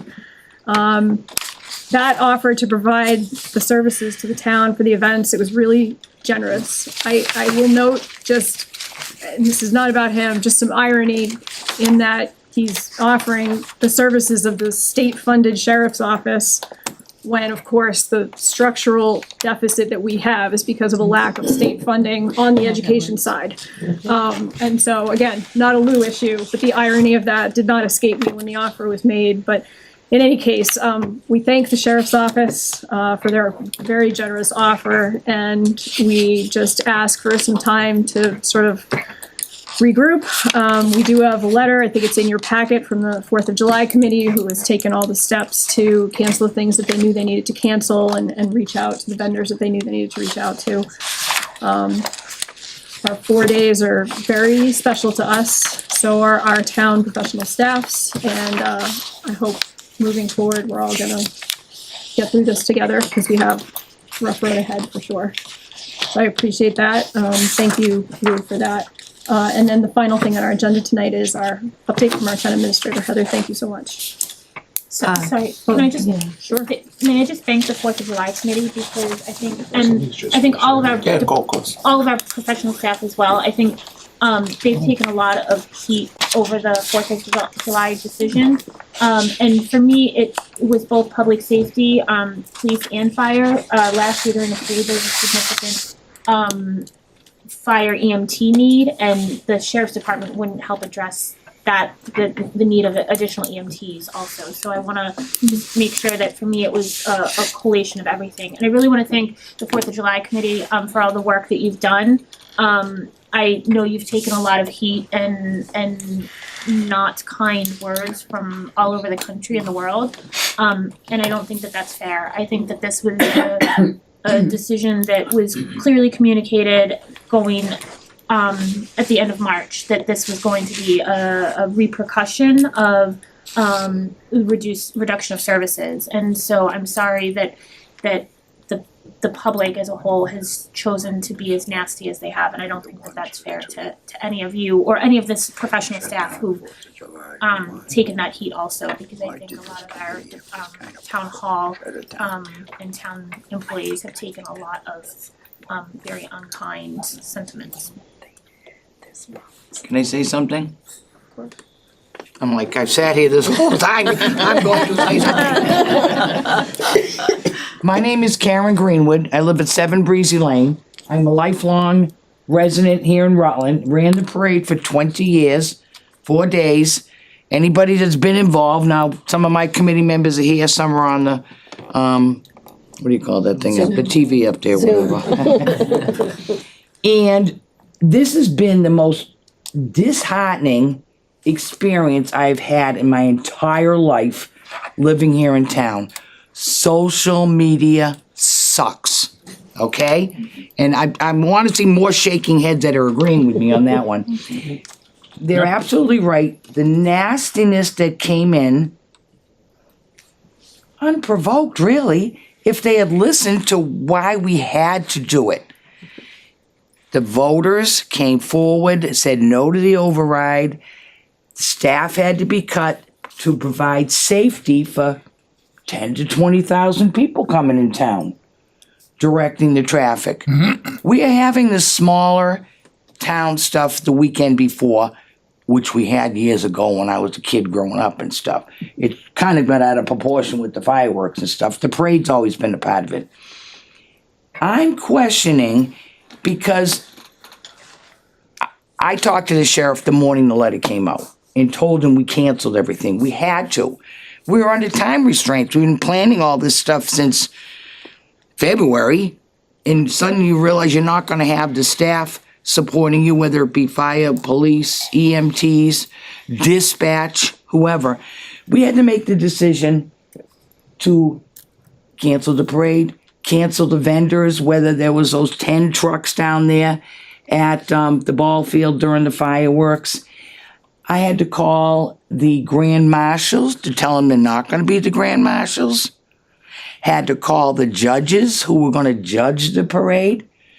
So we took care of that, and because we had voted on it on our May 13th meeting. We had to make a decision. You know, what are we putting out there? So whoever got nasty about this and, you know, started disparaging all of us and any staff here, really, everybody's had to take a hit from these. They're outsiders, okay? I truly do not believe that the Rutland people would be that nasty. Somewhere. Because you know the names, but if they were anonymous, you'd have no idea. So the question I have for you is, am I understanding Lou knows we're not doing the parade, so maybe they should come out with something public? It's not happening. We do not have time to call back all the things that have been canceled. And personally, me and the other members of the committee, we've lost interest. We'll do the events the weekend before, but the way this stuff came at us, I'm not interested. And I told you, I'm a lifelong resident, did the parade for 20 years. The committee's not doing the parade, so however that results in what the higher-ups do. Thank you for all you've done, Karen. Thank you. You're welcome. You didn't deserve the heat. And there was a lot of Very people- disheartening. There was a lot of people who threw logs on the heat. You know, Yeah. It's to keep myself out of trouble. Newspapers Shut out up. of London, the UK Mail, Ragmag out of London. Really, people? How did they know about this? Who put that word out? Somebody's got connections. Thank you, Karen. That's social media. I hate it. I agree with Karen in the fact that I've lived in this town since day 5 when Mom brought me home from the hospital. Okay, I've seen a lot of 4th of Julys. I've seen a lot of activities that have gone on. I've seen a lot of things that just are made Rutland what Rutland is. Okay, and now all of a sudden, I guess according to social media, of which I'm not a member of in any manner, shape, or form, but have been informed about it by others, that, you know, there was an awful lot of negativism out there about an override. So that's why I say I don't think that the town really did its job in promoting the override as necessary and explaining just exactly what it is. Town administrator made a very good effort at it. And I don't know how many people, if she has any idea of how many people attended all those sessions. But, you know, it's just one of these things that we need to pick things up and get things going. And, you know, it's something that, for lack of better words, we've been kicking the can down the road for too long. And it's time that, you know, we started reversing the direction. Yeah, okay. Heather, is there any way that we could address what happens with the donations account so that that is out and public and clear? Would you like to make it part of your update? You can take it. Right. Yeah, go ahead.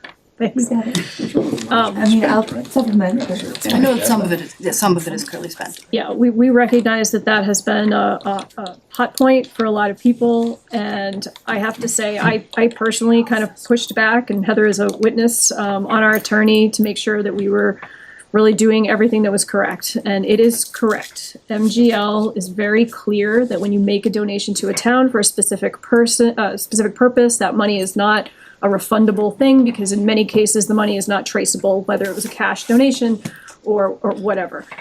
What is very clear is that when the money is given for a purpose, it will continue to be used for that purpose. And much as we have heard rightly from Karen Greenwood that they need to take a little bit of a break after putting on our smaller community events, I think pretty much, I would hope, all of us in this room are certainly expecting that the 4th of July is going to be back and better than ever.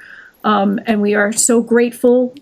I'm speaking, I think you should speak to this, but so grateful for the years of support, whether it was somebody that gave $1 somewhere at somebody's, little can that they had out, or was a sponsor at a bigger level.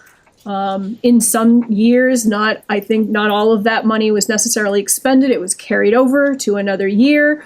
It really depended every year on the amount of donations that they took in. All of that is public record. It is available to you. And I think maybe we just didn't phrase it right. It's not that we weren't, it's that we couldn't. Unlike a nonprofit, a municipality is a different being, and it needs to follow MGL. And I don't know that I explained that as well as Heather could, but I gave it a shot. No, I think it's great.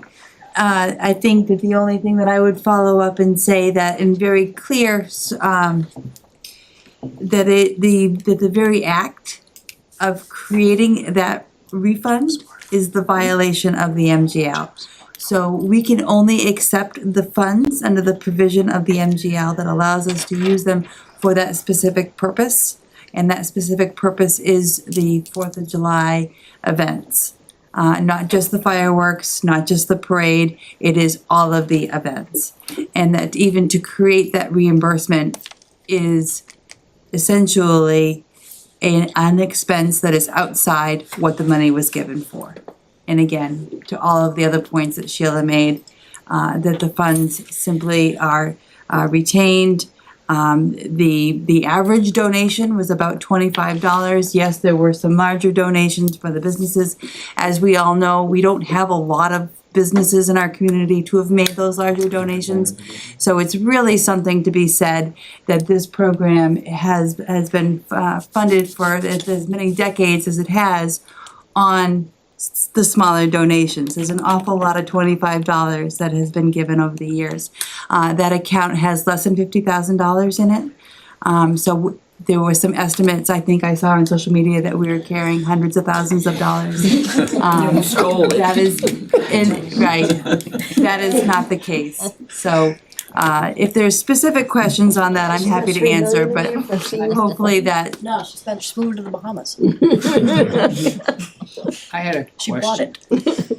And you may not be able to answer it, but those companies that gave a sponsorship donation, any level, next year, or the year after, whenever 4th of July comes back, are they gonna have that level, or is that money just gonna get washed into a general fund, into the 4th of July fund, but there's no recognition to that company that may have donated a considerable amount of money? So I would think I would defer that to the 4th of July committee, but I would assume. I would assume yes. Yes. Right now, I'm not answering, all this stuff. I know exactly what you're saying. Let's just say we all closed our eyes and we'll pick it up next year, and whoever gave this year will be recognized. I mean, doesn't that make sense? Yeah, sure. Okay. Yeah. That's the best outcome of a bad situation. John Fitzgerald, 20 Watson Lane. I've only been on the 4th of July committee for 31 years, so. But to that, I mean, Ben Barakian is the chair of the committee. And a fine chair he is. And he got really slammed through all this, every which way, as a town employee, as the chair of the committee. That's your guy. Just embarrassing. But, we make notes of those larger donations into the meeting minutes, and I don't see why there wouldn't be a record of that. So if it does continue in the years to come, I would think that sponsorship level would remain intact. Sadly, that's what some human beings do. They sit back and throw dirt. And you ask them to help and they wouldn't get up. They wouldn't get up and help at all. It's easy to throw dirt. They're scum, in my opinion. Cowards. Heather. My word, Cowards, that's a better word. Okay, so we're gonna move into the town administrator's report. Thank you, everybody, for sticking it out. I promise I'll make this the least painful part of it. We'll start with, we'll stay on theme.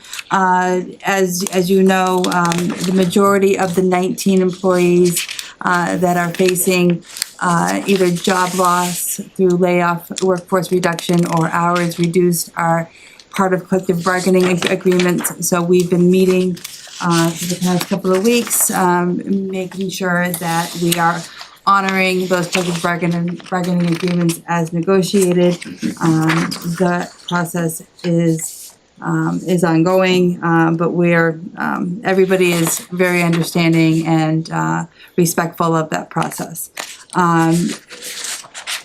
Come July 1, we will have some noticeable changes to the hours, that the public buildings will be available to residents or to the public in general.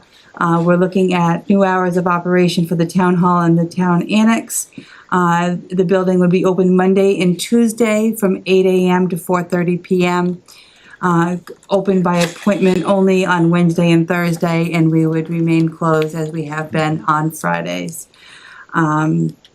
Those days were selected for several reasons. One is that the most obvious, they're our busiest days. That is generally when our tax bills are due, and when we can best accommodate the residents after the weekend, and now even the longer weekend with any needs that they have Monday and Tuesday. It also maintains our current warrant practice and schedule So there'll be no changes or modifications to that. And then I guess third, perhaps as a consolation for those employees who have had their hours reduced so much so that they'll need another job. It does allow them that consecutive days at the end of the week to be able to find alternative or additional work. We're also working with the senior center, the community center, senior center on those hours. Those will be 9 a.m. to 3 p.m. Monday through Thursday with a half day on Friday. The department head, the senior center director, will be a reduced staff. She'll be reduced to 32 hours and is losing her outreach. It's to be determined what programs will be impacted by that, but those will be those hours. The library, the trustees are meeting later this week and will establish those hours. We will post all of this, and we've created an FAQ document that we will also post so that residents can refer to that as to how they can still manage their town business in light of these very dramatic changes. Any thoughts, questions? Just a question. I believe you do have it here under how do I make an appointment? Because that was my question. How do they make appointments? So all the ways that they would do so now, which is they could call and leave they could call, and hopefully we'll be here on the Mondays and Tuesdays to take those calls. And then obviously by email, they can reach out. Certainly we have our social media. We all know that we have our social media now. So the traditional ways, we would expect them to reach out. Okay. My question was, they don't go through your office in order to make an appointment. They go No. directly to the departments. Yes. Okay. Yes, absolutely. So, Yeah. okay. Yeah. How does that affect posting meeting times? So posting meetings will still occur. The assistant town clerk will be in the office Monday and Tuesday. Any meeting requests that come in on Wednesday, Thursday will be managed by the town clerk, when we can do all of our meeting postings remotely as well. So even if the meeting comes in on a non-traditional work time, we should be able to get that posted. And I believe that is also covered in our FAQ. Heather, if and when library hours get reduced, is that going to affect these locations? So the trustees have not met yet. Right. However, preliminary conversations with the trustees seem to lead me to believe that the meeting hours, after hours, will not be significantly restricted. Certainly the cable PEG access has access to the building after hours. So we'll continue to have those conversations about how we can make sure that boards and committees are able to maintain a somewhat reasonable meeting schedule. There may be days where it's not available, but I don't anticipate it'll be as detrimental as we originally had thought. Thank you. That's a really good question, Lindsay. Actually, to bridge off of that question, a lot of community groups here, ranging from both of the scout groups and all the athletic groups, and really anybody else who just came to the library as some nonprofit to meet. So, has there been any consideration of what that'll do for the library? And I heard some rumors a while back about expanding our Center on Aging location. Yeah. So I think that Senior Center. Yeah. I'm going to wait and hear from the trustees after they meet. I don't want to speak to them. This is obviously going to be one of their primary conversations. And so we'll update how it'll impact community groups once they've had a chance to make sure that they're all in agreement with how that works. As far as any renovations to our senior center that could make it more accessible and also create the technology opportunities that we need, TBD. So we're aware that we need more options to be able to accommodate additional reductions in budgets. and perhaps access. So acutely aware. Thank you. When is the meeting? When is the library trustee meeting? It's either tomorrow night or Wednesday night.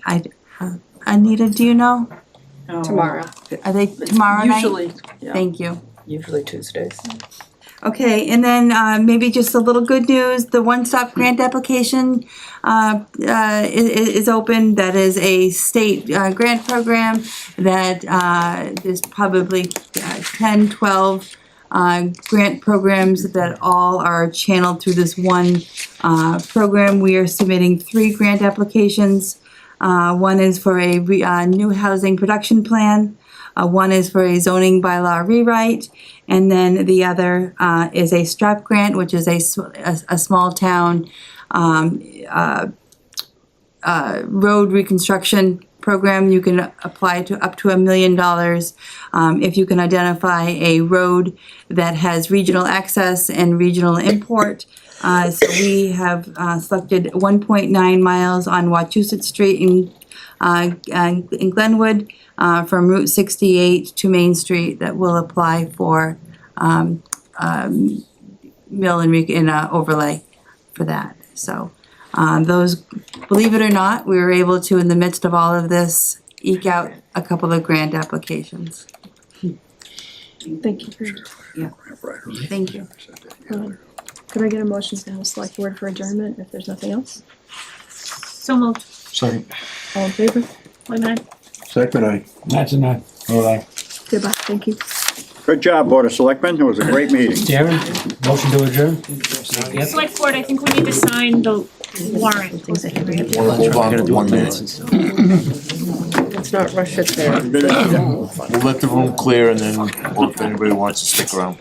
You don't have to get up and go to work tomorrow. I get home at 2 this morning, Birds or fish or something. So. If I have to. Oh, I know. Find something. Oh my God. I know. We do a great job in getting grants that we can be doing it. Yeah. Oh my God. Agree, you have no idea. Federal, I had a state, I'm not private. touching your time. Do we go after, we go. Yeah. So I am So they're out there. For sure. I think they're. Salad here is a salad here. No, it's just like. I'm coming. So? I'm good. Paul, up somewhere. We just got. I'm thinking something like that in the picture. Because I asked about Program you. for Veterans Day. So, I mean, to promote it. He's still an Oreo, but you're on, Yeah. Whatever the nurse is saying. I kind of figured that. I figured That's why. It's your job to do the best you can for the kids. I'm not against it, it happened, it's not against it, I'm just, what I gotta do Hi, is I is there gotta. anyone that I can speak with on camera about the decisions that were made? like, hey, it's something like that, couldn't do it. Just in private, hey, they do now. So the finance committee, let me slide around here, my old body. I 100% do not want to speak to any. The finance committee. No, on the. I was informed by our executive secretary that if we want to put this on the 16th, our recommendations, we have to vote on it tonight because it's going to print.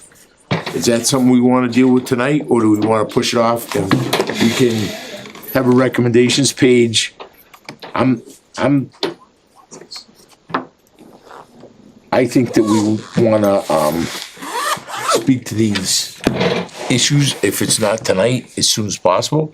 But if we don't speak to it tonight, we will not be on the printed paperwork that's given out at the town meeting. The select board didn't do that already. They're not meeting till the 8th, so. If I may, the warrant is being posted tomorrow. So if you would like your recommendations included on the posted warrant, that those decisions would have to be made tonight. Okay, You could still put it on the document that would be handed out. yeah, we're good, all right, so, while we got a minute, next week, Thursday, is that good for everybody? Next week. Next week is the, I don't have my phone, someone with a phone handy. June 11th? Next week is the 11th on Thursday. Should we, everybody good with the 11th? Lydia's not available. I'm not gonna be here on the 11th either. My own trying to do on Thursday. Thursday is the 11th. No, Thursday this week. I don't think we can go this week. Yes, we Thursday, can. Is there can we? enough time? Put in tomorrow. If it gets put in tomorrow, we'll be fine. Yeah, this week's gonna be wrecked anyway, so. He's not also available on Thursday, He's, just so you know. yeah, maybe we can get him to call in. Not on Thursday, not this Thursday, Okay, for sure, for sure, for sure. for sure, for sure. Okay. I'll take a recommendation from someone. Well, Do we need to do, Tommy can be here, can you be here this Thursday, Tommy? Thursday? This Thursday, the 4th, Yeah. I'd like to recommend the 4th. Does everybody agree with that? I agree. I'm okay with that. And then we can talk about it. I think that, okay, all those in favor of the 4th for the next meeting at 6 PM in some, hopefully this room or some room close to this room. So signify by say aye. Aye. Okay, good, unanimous. As to anything else that happened tonight, wow. And, let's talk about everything on Thursday. I'll give Tamika an agenda for this Thursday. I'll talk to her tomorrow. Does anyone have anything they'd like to have included other than the articles that we're gonna talk about? You can put the minutes on it for the 9th. That won't take long to type up. And my feeling, and I'm gonna make it known while we got a minute here, I don't think that,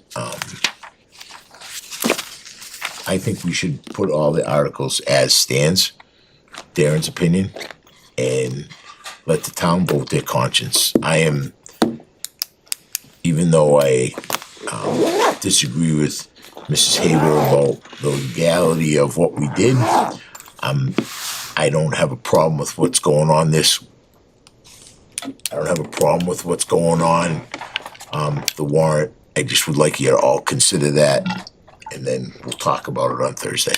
But it is what it is right now, and I don't, as much as. Big after the town meeting. He was on. I mean, we haven't, so I was a little concerned. So to reel back, alls I wanna do is, you guys can have a different opinion about that, but that's Darren's opinion. Tommy? so the other, you just said things on the agenda, can we have one line item there for, so we have the next meeting and lay out several of the things we talked about in the last several months that we were gonna work on after the town meeting. Just, we can kind of list out what we talked about and we can come up with a game plan Sure, let's to come up with address some those. agenda items for the next meeting. We don't have to talk about, just put them down and say, okay, we're gonna attack this one in July or this one in September, whatever. Just Whatever. Make sure that the new Yes, gets invited. yes. Do you have something? Did you get the email address? Invited to Yes. this. I knew, I just wanted to make sure she was invited to Thursdays too. The way the article is written on the warrant for the Wachusett does not have the new amount that the school is asking for. Right, I've So that I've does- made a note okay. to put it in the explanation portion. of It needs to be in the article, not the explanation. It does not need to be in the article. The article came directly from town council, because that's the amount that you have to vote. You're not voting, you can amend Article 7, but you've already approved the 17 million, Okay. whatever. 383. Because what failed was the part that was conditional on the override. Even though it's a new amount? Even though it's a new amount, because all you're doing is appropriating the difference between what you voted and was approved. So can we? Okay, so the article, so I- the explanation. will- The explanation definitely has For to the happen. dumbest guy in the room, I need to know on Thursday night exactly what we're voting for on that article, and then I'll be good. I'm not anti any of these things. the people will vote and you guys, we'll have a group we'll have a group meeting But about that's it. what we're gonna talk about Thursday night. Correct. Right, okay. I'm just, Darren is stating. Yep. I'm not up for the fight again, all over again. Go ahead, Since you called me out, I just feel like I need to explain. go ahead. I don't have an issue with the number being broken up. I think that ultimately somewhere in there you should have said the total number and then said, we're breaking it down this way. But I can get beyond that. The problem I had is that on the override itself, the town override said it was for municipal budget and did not say the schools. Now you look at any of the Prop 2.5 stuff and it says in the law that you have to call out exactly what you're using it for. And our override did not include the schools. So I think, personally, not a lawyer, that if the town election did not say that it had the schools involved, and town meeting, we made the schools involved, we're voting on two very separate things. And we also had people who had early voted who did not know that the town meeting made it contingent. And so they weren't voting on the right thing. So do I think it was illegal? Yes, I do. But not because of the way the number was presented. Okay, that's my 2 cents. Mr. Shell. All the numbers we voted are part of the municipal budget. The municipal budget includes all the numbers. The only reason, and the town has traditionally put those items different is so they can be discussed. At the different amounts, et cetera, the different items, in case people had questions. It's been done several different ways over all these different years, but generally speaking, that was separated out so that people could have discussions about it. The number does not include the school. It does not. The municipal budget that you guys work with, that line does not include the school. They're two separate articles. They have to be articled separately.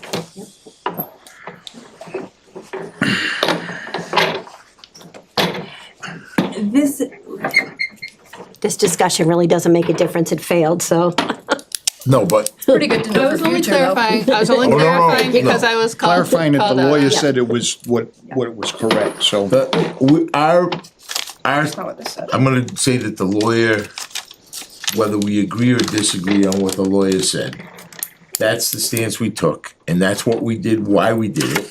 And the only thing we did is made a contingency of the override passing. That's the only thing we did to the school budget. But you understand the difference is that the issue is not about the school budget. The issue is about the election, the validity of the ballot at the election. So we did. And I'm sorry to interject. So we did have, It's just- so we spent a lot of time with our town council reviewing exactly that And money. question, right? And money. And money. And we were confident that it would hold up. If the override passed, we were confident that it would hold up, that we would be able to make that appropriation. So regardless of, everybody pays different attorneys and you get the opinion that you have, asked for. So we were confident with that. We wouldn't have moved forward with it if we didn't believe and hadn't been given assurances that it was perfectly legal and legitimate. So we'd like to, So respectfully. I'll extend an invitation that you guys come up on Thursday night, if you'd like. I'll be at graduation. Oh, that's right. Happy graduation. But, we'd like, I'm sure somebody can be here. Depends on where you go to school, 2 weeks from. Either the 23rd or the 24th. Yeah, it's a Thank you. ways out. I just wanted to know. I was like, when did the school buses stop? That's what I want to know. So,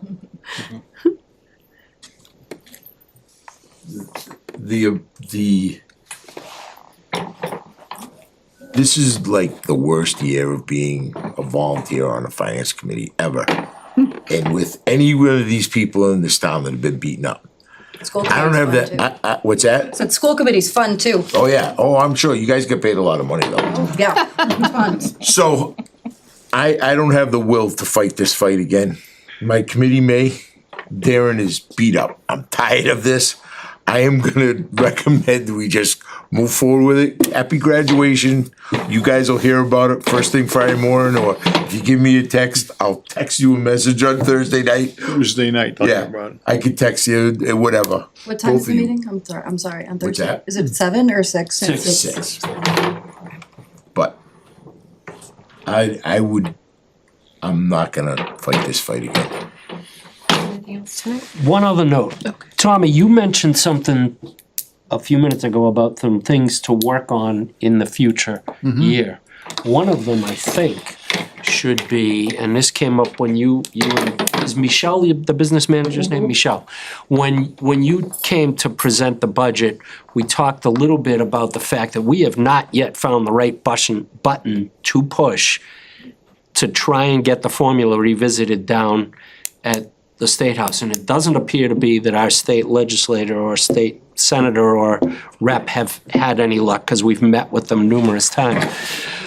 I think that whether it's with us, the school committee, administration, maybe we should work on trying to find that right button to push going forward. And I think Michelle had hinted that she might have some interest on it, and it's in the back of my brain to email her at some point, but Happy to partner, absolutely. Whatever we can do to start, because we are, I think we're one of the best cases out there for people getting hurt by the formula. This is, it's tight, yeah. It's also a really big button and needs a lot of people on it to push. I think it's a small button. We haven't found it yet, but if once it is, let's make it It's small. gonna take a lot of people to push that small button.